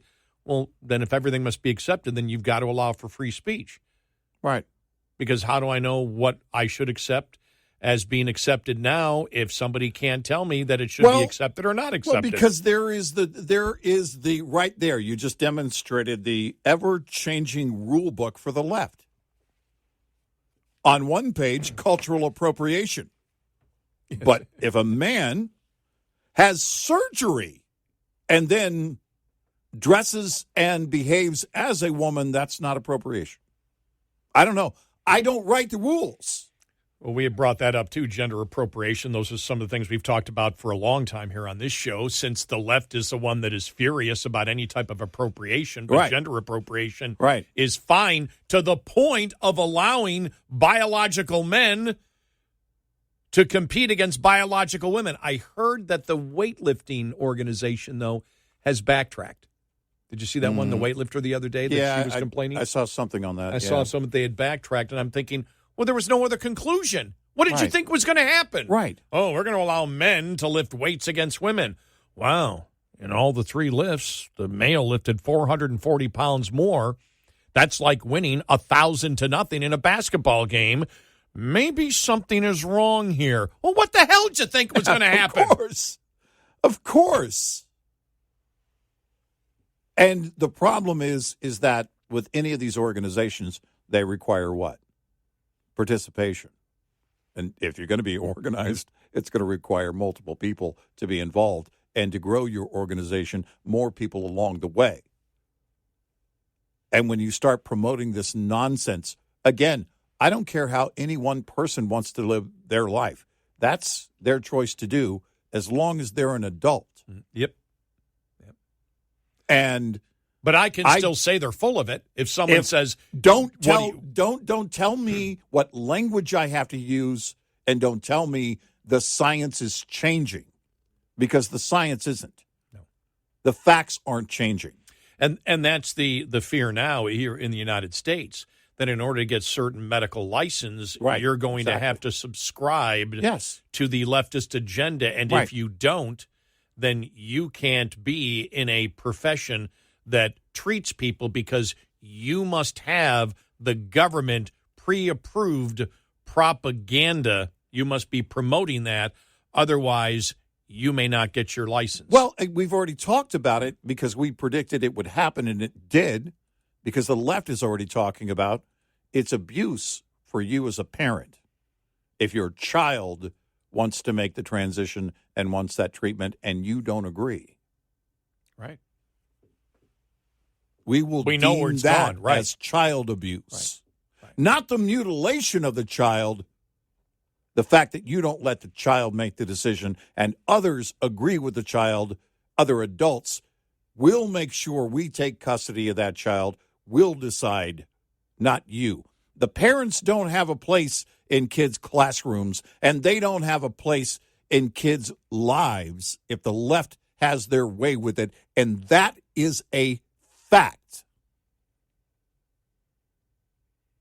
So Peterson now working for the Daily Wire, probably. It's like, what an opportunity this is. Let's I'll broadcast it. Sure, I'll go to the training.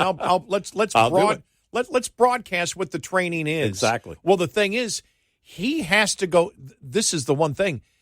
Jordan Peterson has to go through the training until whoever's giving the training, I don't know, I'm trying to think of what did they call? I'm thinking of the movie A Wrinkle in Time, where everybody conformed on the planet Camazotz, and what would they call the person who was instructing you, that you must get in line, but it's not that you just take the course, and you answer it. The people who are instructing you, the trainers, must be fully convinced that you have now evolved to what they think, and the training then could go on forever. Yeah, right. Because what he's basically saying is, do whatever you want. I'll take the training. I'm not going to agree with you. Well, then they're not. Then he has to continue the training, and he's got to pay for the training out of his own pocket, or he loses his license. Right. And probably the Daily Caller's like, well, we'll kick some of the money. Not Daily Caller, Daily Wire.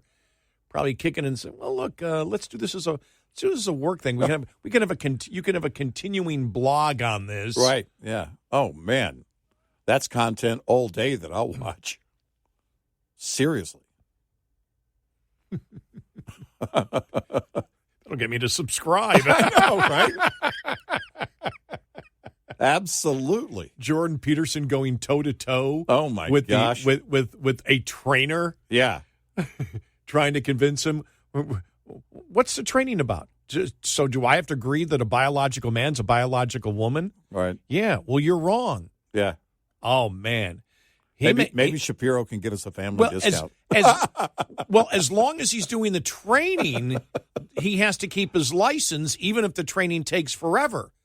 Yeah, I would think. I don't want to leave the training. I'm going to continue arguing with you. Oh, yeah. Yeah, keep it going, right? Oh, man. Wow.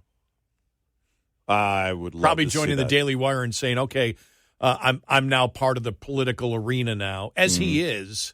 Yeah, All right, I'd still like to keep my license. I've earned it, but I can use this for material for the rest of my life. Oh, my gosh, yes. Ongoing training. 866-90-RED-I. Lines open for your calls. 866-90-RED-I on Red Eye Radio.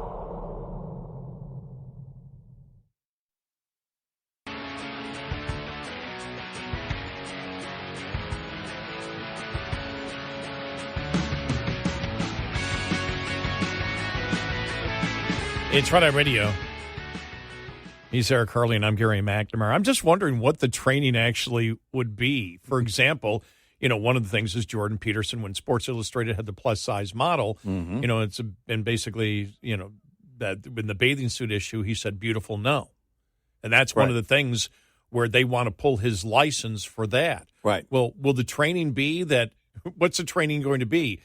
Look, is the training in Canada going to be, look, all right, maybe she isn't beautiful, but you can't say it. All right, so what you're saying is that I can have the opinion to myself that she isn't beautiful.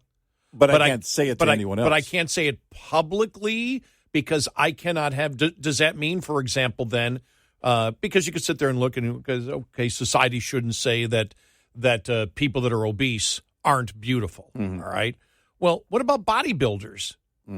Does anybody really find bodybuilders attractive? I don't. Yeah, listen to me. That's your problem, Gary McNamara. Well, especially when they turn 60 and big is beautiful, and the steroids wear off. You need to come around. Come around. Big is beautiful.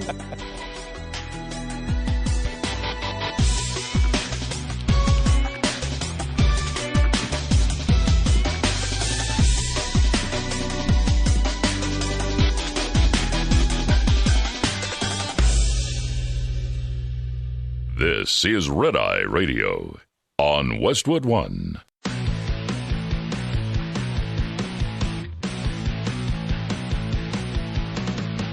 Now, it's Red Eye Radio.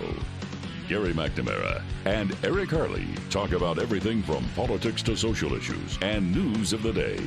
Whether you're up late or you're just starting your day, welcome to the show. From the Uniden America Studios, this is Red Eye Radio. All across America and around the planet, we are Red Eye Radio. He is Eric Harley, and I'm Gary McNamara. Good morning. This whole Jordan Peterson story that we were talking about, we discussed more of it here during the top of the hour, that there's actually some great medical points to make out of it, and this is where an Ontario, Canada court ruled against psychologist and now media personality Jordan Peterson yesterday, upholding a regulatory body's order that he take social media training, that he has to get retraining. He has to be retrained. He has to go to re-education camp in order to keep his clinical psychologist license. Yeah. In the wake of complaints about some of his online posts and statements. And two that were brought up. One was about a trans woman who got her breast cut off, and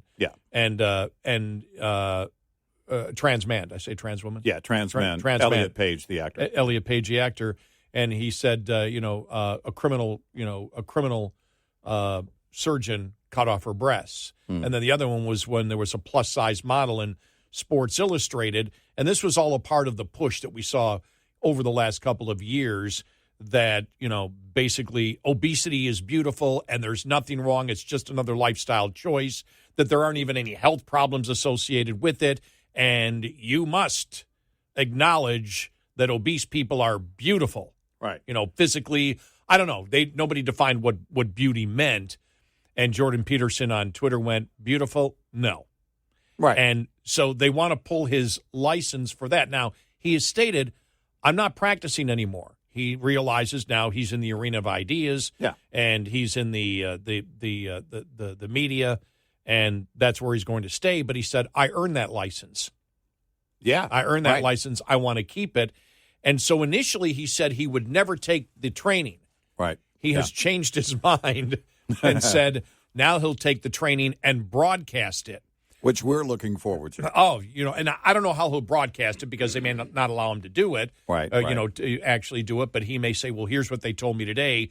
He may, I'm not sure what he means by that. Right. But it's really important because you start asking yourself, well, what's the re-education going to be? Is a re-education going to be? Here's the choices. The re-education training is going to be, you can have your own opinion and you can believe that individuals, because of their certain physicality or their personality or whatever, that you don't believe is beautiful because it's in the eye of a beholder. But as a clinical psychologist, you must say that everybody is beautiful. Right. Well, that's bogus to begin with. Yeah. That everybody is equally beautiful. Right. That's a bogus statement to make. But the other one would be, you must that all people are just as beautiful as other people, and you must believe that and promote that. Otherwise, you lose your license. Well, that's absurd because we all know people have different choices.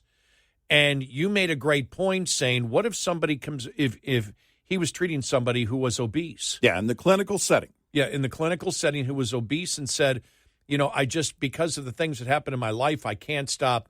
I can't stop eating. I've had this and, this tragedy happened to me. I've been, and since I, started gaining weight, I used to be attractive. Women used to find me attractive. They don't anymore.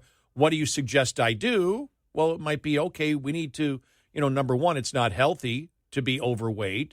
And number two, we want to work on you becoming the person that you wish to be. Or does he have to say, no, you're beautiful? Well, because if you're issuing dissent on a thought, and part of that for Jordan Peterson is his clinical training and experience and education.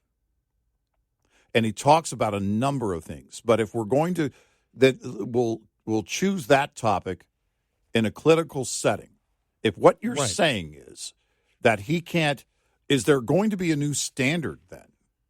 A new clinical standard for not just Jordan Peterson, but all of them to say, well, I know, Mr. or Mrs. Patient, that you feel like something is going on with you mentally, and that is affecting your physical well-being, but you need to just stop and accept who you are physically. Are you going to force them to change treatment? Is there going to be a guidance issued on that treatment?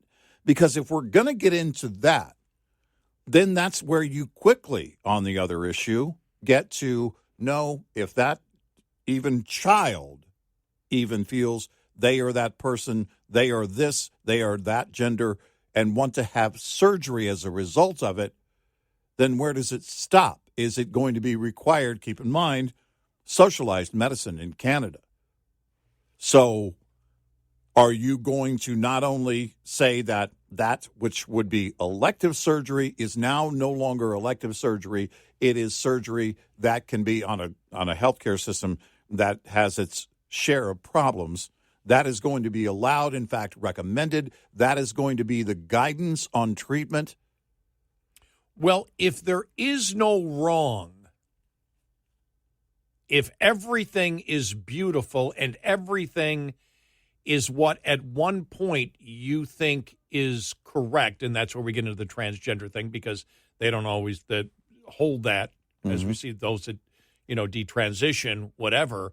But if everything the person thinks at that moment is never wrong, even if they come in believing it's wrong and wish to change, then why do you need clinical psychologists? Why should they exist at all? And then you ask the question about other behaviors, because mental health can affect other behaviors as well, not just overeating. What about drinking? What about drugs? And what about the person that comes in and they're coming to you and they don't recognize what's going on with them, and then you tell them and you say, listen, here's what we know about how the brain works and how it affects you physically, but also how it affects your behavior. So it can manifest in an eating disorder. It can manifest in alcoholism. It can manifest in drug abuse. A number of behaviors that are the manifestations of something that psychologically is going on with a person. This is not anything that you even need that kind of clinical training, thank goodness, these days for, because you can recognize it and others around you can recognize it, and even the layman can recognize that it is not healthy. And so if the patient then says to the doctor, well, I'm okay with this behavior. It makes me happy. I accept that behavior.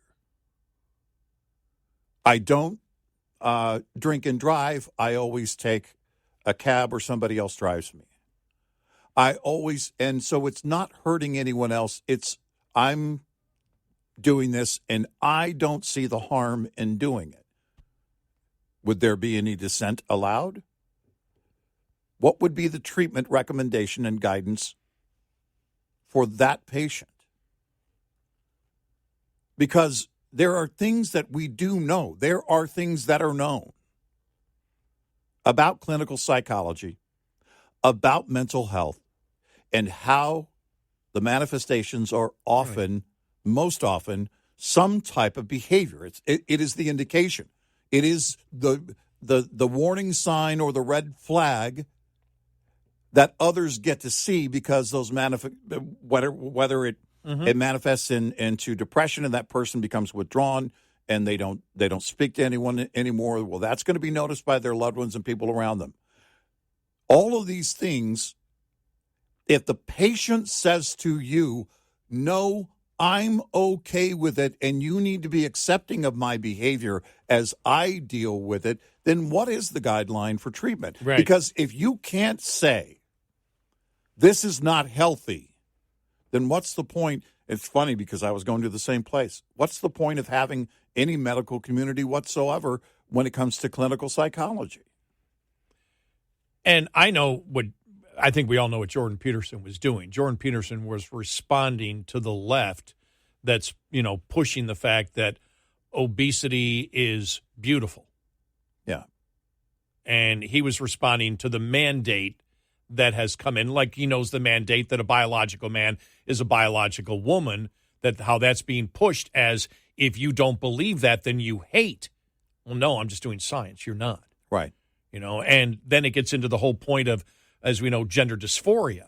Right. Well, gender dysphoria itself means there's something different about you.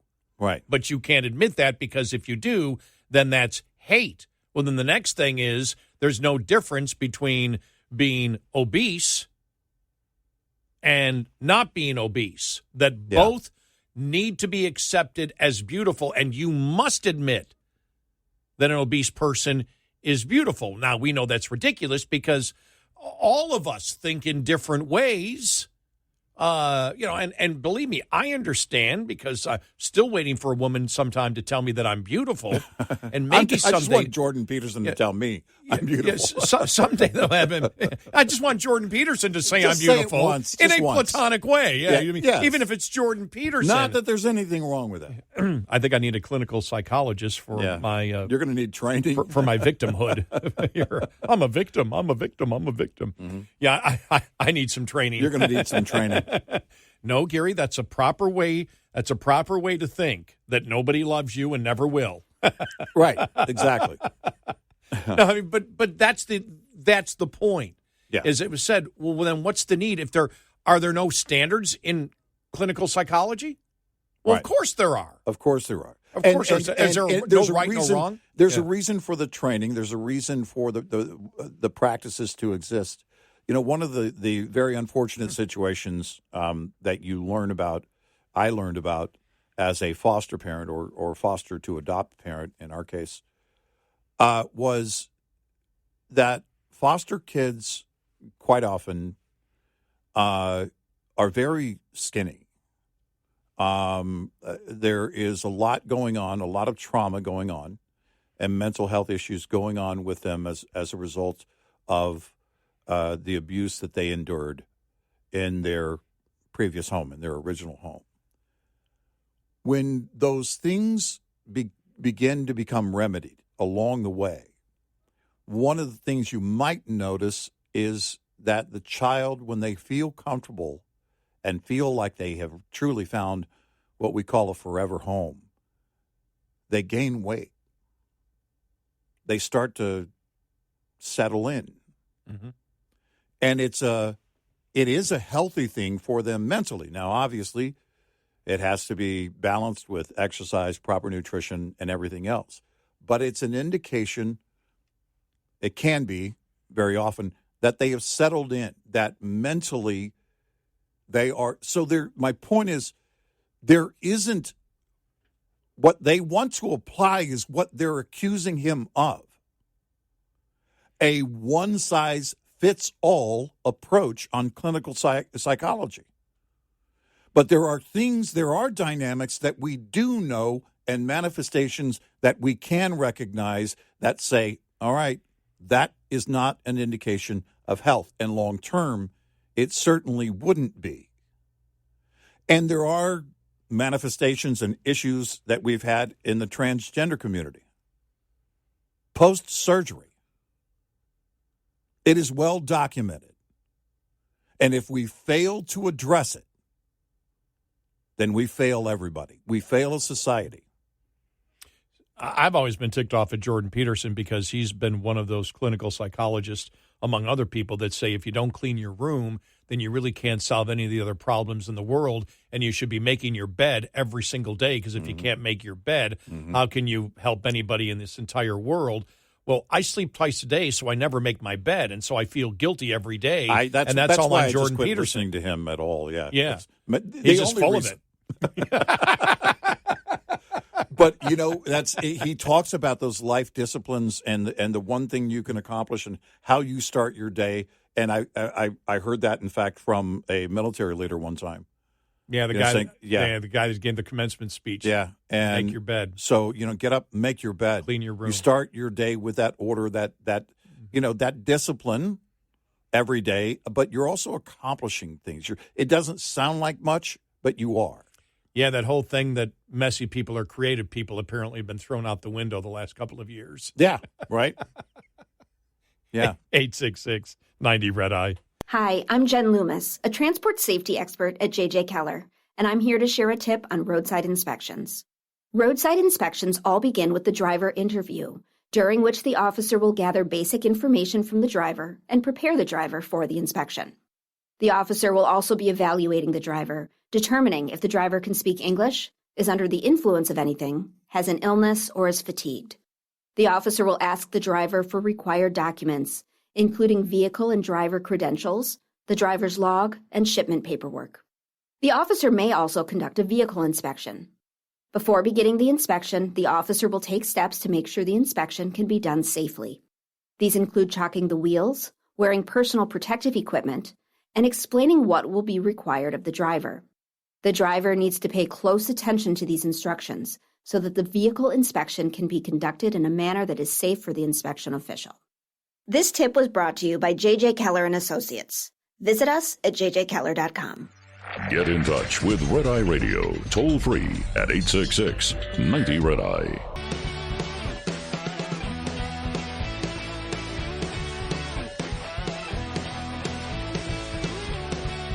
It's Red Eye Radio. He is Eric Harley, and I'm Gary McNamara. Coming up here, we'll have some audio from the debate last night. Did you see the lead editorial in the Wall Street Journal? I don't know if it was the lead that I saw. What is it? Well, I don't know. It might sound familiar from yesterday's show. Yeah. Retailers shrink from plain talk about theft. The industry euphemism for theft disguises the rising cost of crime. The shares of Dick's Sporting Goods, Foot Locker, and other retailers are selling off this week as companies report lower earnings amid softer consumer spending. But retail executives are also pointing to another trend, shrinking profits, theft. Second quarter earnings were dented by higher inventory shrink. Foot Locker executives likewise noted on Wednesday that inventory shrink has been increasing. Target CEO Brian Cornell last week said that shrink remained well above the sustainable level where we expect to operate over time. Home Depot execs last week also flagged pressure from shrink, those are quotes, on earning, as did Walmart. Shrink has increased a bit this year.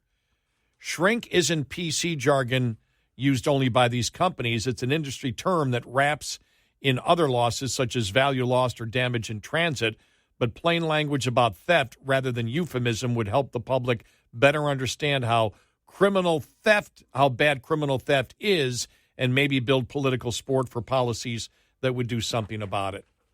Yeah, and you and I talked yesterday when we saw that, the whole inventory shrink from Dick's Sporting Goods. We just both thought of George Carlin. Just talking about PC words. You change the definition. You change. You start using other words. Other phrases. Why? Because you're trying to be kind? What is the point? Yeah. You take away the impact and the seriousness of the situation by changing the words. Yeah. And why would you want to do that? Why do you want to do that?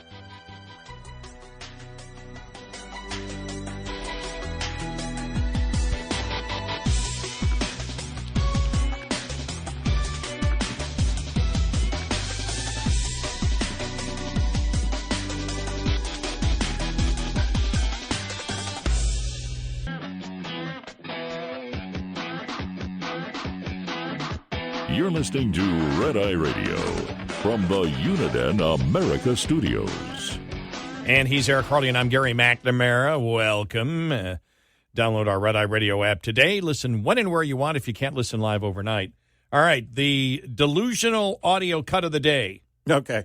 All right, this is Democratic Mayor Satya Rhodes Conway of Madison, Wisconsin, in Milwaukee. She's a Democratic National Committee surrogate, was in Milwaukee ahead of the GOP debate yesterday. Here's what she had to say. All right.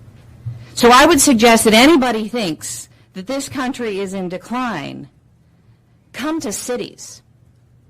Because Democratic mayors all across the nation are creating great places where people want to be.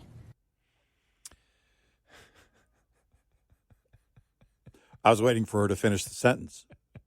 Want to be moving away from? We have lots of vacancies? Is that why she's inviting people? Come on in, there's plenty of room. You're delusional. Wow, I know. Like, you're going to be kidding me, really? By the way, that certainly is a contender for delusional thought of the year, maybe even the decade.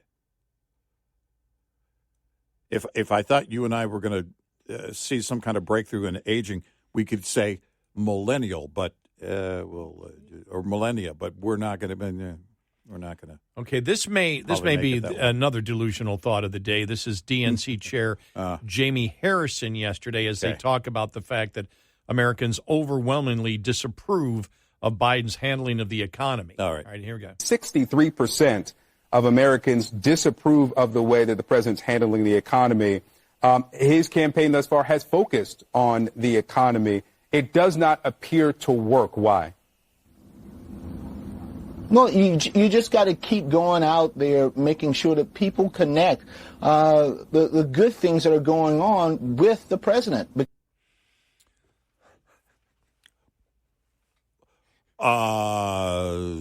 Like what?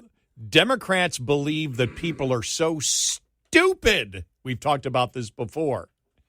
That that they can't even figure out when they're doing bad or they're doing good financially. Yeah. That's how stupid Democrats feel Americans are. Yeah. Oh, I got all this money in the bank and my economy is terrible. I keep tapping into my bank account. I had 10,000, now I'm down to 4,000. This inflation is killing me. I need to be more positive. Apparently, I don't really know what's going on. Well, you need to see yourself as a hero because you're contributing to the economy. See, the thing with inflation means people are spending more money. Actually floated that idea a few times along the way. That's how delusional they are. But if they get away with it, except for the right, who's calling them on it? Well, that was on CNN. Yeah. That was on CNN, and even on Meet the Press, they've talked about it. Mm-hmm. They talked about it this past weekend. Mm-hmm. It's like you can keep telling. Well, here's the thing. This is what's frustrating Democrats and those in the media is they know the inflation's killing them. But what I love is, but it's only inflation. That's like halfway down as you're falling off the cliff, and you're like, but it's only gravity. The only reason I'm falling is gravity. Everything else is going great. I'm not dead yet. I'm not dead. Yeah, I'm not dead yet. It's just. I got so much going for me right now. Right, and we're making such a big deal over gravity, but it's only gravity. There's a lot of other forces out there that exist that don't apply right now. Only gravity matters. And when you have inflation, and we had said this, and this is the danger now going on because of the debt that we've acquired already. Yeah. And because of the interest rate on the debt that's going to keep going up and up and up and up and up. Mm-hmm. And because there's risk now, investors believe there's risk. And will we have the Fed buying their own debt again? That's still, we don't know what's going to happen over the years. Will the debt be bought, by the Fed printing money again? Is that going to happen, which, again, increases inflation? But we've always stated that the benchmark's always been, because inflation like this doesn't happen too often, recessions happen more, where we view that, well, nothing can be as bad as a recession. Well, sure it can. A recession, if you have 10% of the people laid off, that means 90% of the people are working. And if you're in a recession, you're probably not seeing inflation. Yeah. In fact, you're not, because there's less of a demand for products, so you may be paying less. So 90% of the people may be happy, 10% aren't. Inflation, it's a duh. It hits everyone. Everyone feels inflation because the costs go up. Yep. Well, billionaires don't. Sure they do.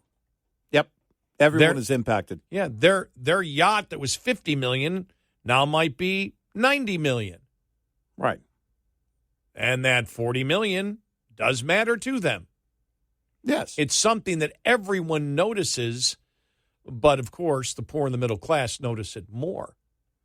And so they just, for some reason, will not acknowledge, because they can't acknowledge inflation. Because if they acknowledge inflation, then they have to address the irresponsible spending that's caused the inflation. Right. No, you have to hold the line here. That's exactly what they're trying to do. Well, but inflation is dropping dramatically. No, the rate of inflation. And what you don't get, and it's mind-boggling, is the fact that it's a compounding effect. This is on top of every time we do a report. Every time we remind people it's on top of what last year's inflation was. It doesn't mean that prices are dropping. They're still going up. They're just going up at a slower rate than they were during record inflation. But everything's great. All right, they're going to try it in Seattle, apparently. Yeah. 911 calls in Seattle could soon be answered by unarmed crisis responders instead of police officers through a new alternate response team spearheaded by a Democrat council member. That's a job I don't want. Well, I'm wondering you're going to get how they're going to populate, in fact, that department. Councilwoman Lisa Hebold announced on Friday that they are beginning to hire the first 6 new positions for a new pilot program to provide unarmed crisis responders to respond to certain emergency calls. Well, usually I'm complaining about how delayed we are and how frustrated I am that we're not meeting our benchmarks for developing this program. But today, I'm really, really happy to report that the city is hiring for the 6 positions for the first pilot alternate response team. It's going to be a way for 911 operators to dispatch calls to somebody other than police, somebody other than fire, a crisis responder who is unarmed. She continued, the police department will be aware of the dispatch. They may attend, they may stage nearby, or they may just have situational awareness. Each call is going to be different, but it's really exciting that we're finally up and running with hiring. By the way, this comes directly from Defund the Police. Yeah, that's exactly what this is. And they realize that they can't sell it to the public, so what they're saying, this is an addition to the police. Right. The new dual dispatch program will send mental health professionals as the first responders to 911 calls involving people in behavioral health crises. Yeah, those mental health professionals will have the police backup available to them, but nobody there to protect them in the event that that person harms themselves or someone else, including that person who's responding who is unarmed. How do you assess that with a call? You can't. You can't. A situation has risen to the level that somebody finds it necessary to call 911. There's a reason police are armed. Well, it's funny because they say that, but they also say the police department will be aware of the dispatch. Right. Yeah. Yeah. There will be a backup available. They may attend. They may be there with it. But how do you tell by a phone call? You don't know. You don't know the situation you're walking into. Right. But SPD officers would only approach if needed. But then somebody's dead. That's the whole point. And there's a reason that they have a firearm. What if that person is lashing out against someone else? An unarmed individual is not going to be able to stop them. I mean, I know they don't care about the well-being of the police officers involved. We're way past that in situations like this. But what about somebody else? You called 911 and something is going on. You're just going to send them someone there to talk to them? That can't be a follow-up after the police have handled the situation? No, we can't have that in a defund the police world. They're delusional, and this is going to hurt people.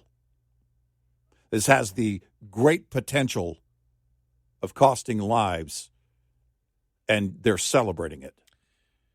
I would say probably the vast majority of people that call 911 is because they believe they or somebody else are in immediate harm's way. Exactly. That's why you call 911. Exactly.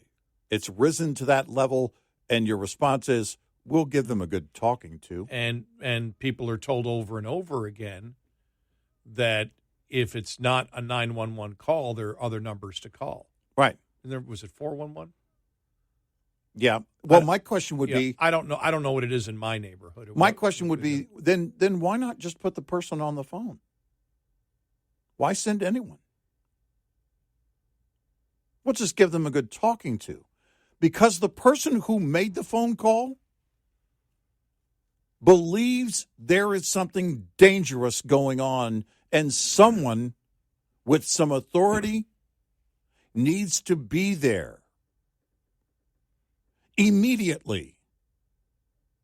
Otherwise, just open up a hotline. Here, we'll just put you through and have you talk to someone. You can't assess it during the call. You don't know the level of danger because you're going by what you're being told. And the proper assessment has to come from an individual or individuals who are not only trained to be there, and that includes psychologically, but also are armed to keep that person potentially from hurting someone else, including the police officer. Now, if there's a problem with too many people calling 911 when it's not a 911 emergency, well, that needs to be addressed in your community through communication. That's a separate issue. Yep. Right. Yep. If someone's calling saying, hey, the fast food place didn't put mustard on my sandwich when I asked them to, yeah, that's a problem. Right. But that's separate from what we're talking about here. The majority of 911 calls aren't that come through. They are someone on the other end who believes that the police need to be there. If not the fire department, we're not talking about putting out fires. Or are they going to go that route too? Would you send firefighters into a situation, or would you send psychologists to go and say, well, we don't know about the full ramifications of this fire, and maybe we could have a discussion about what we're going to do about it? Right, because a phone call could come in, and the person on the other end could be saying, this is an incredible fire that's threatening the life of my wife, my Corvette, my dog, and everything else. And then you find out it was only a kitchen fire. It was only a kitchen fire. Then that person might go on to talk about it for years. Decades. And so they may need that counseling help. Yeah, Jack. 866-90-RED-EYE. We'll be right back with more Red Eye Radio with Eric Harley and Gary McNamara.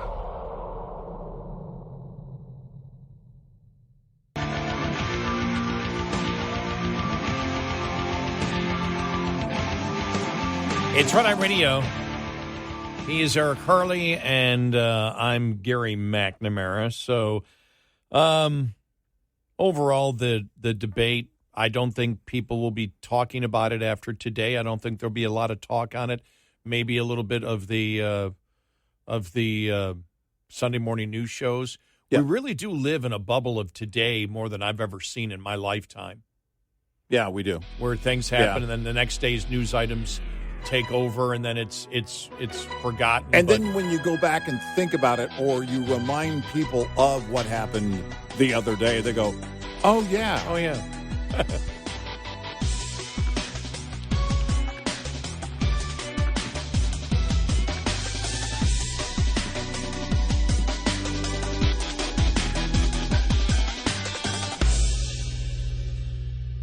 This is Red Eye Radio on Westwood One.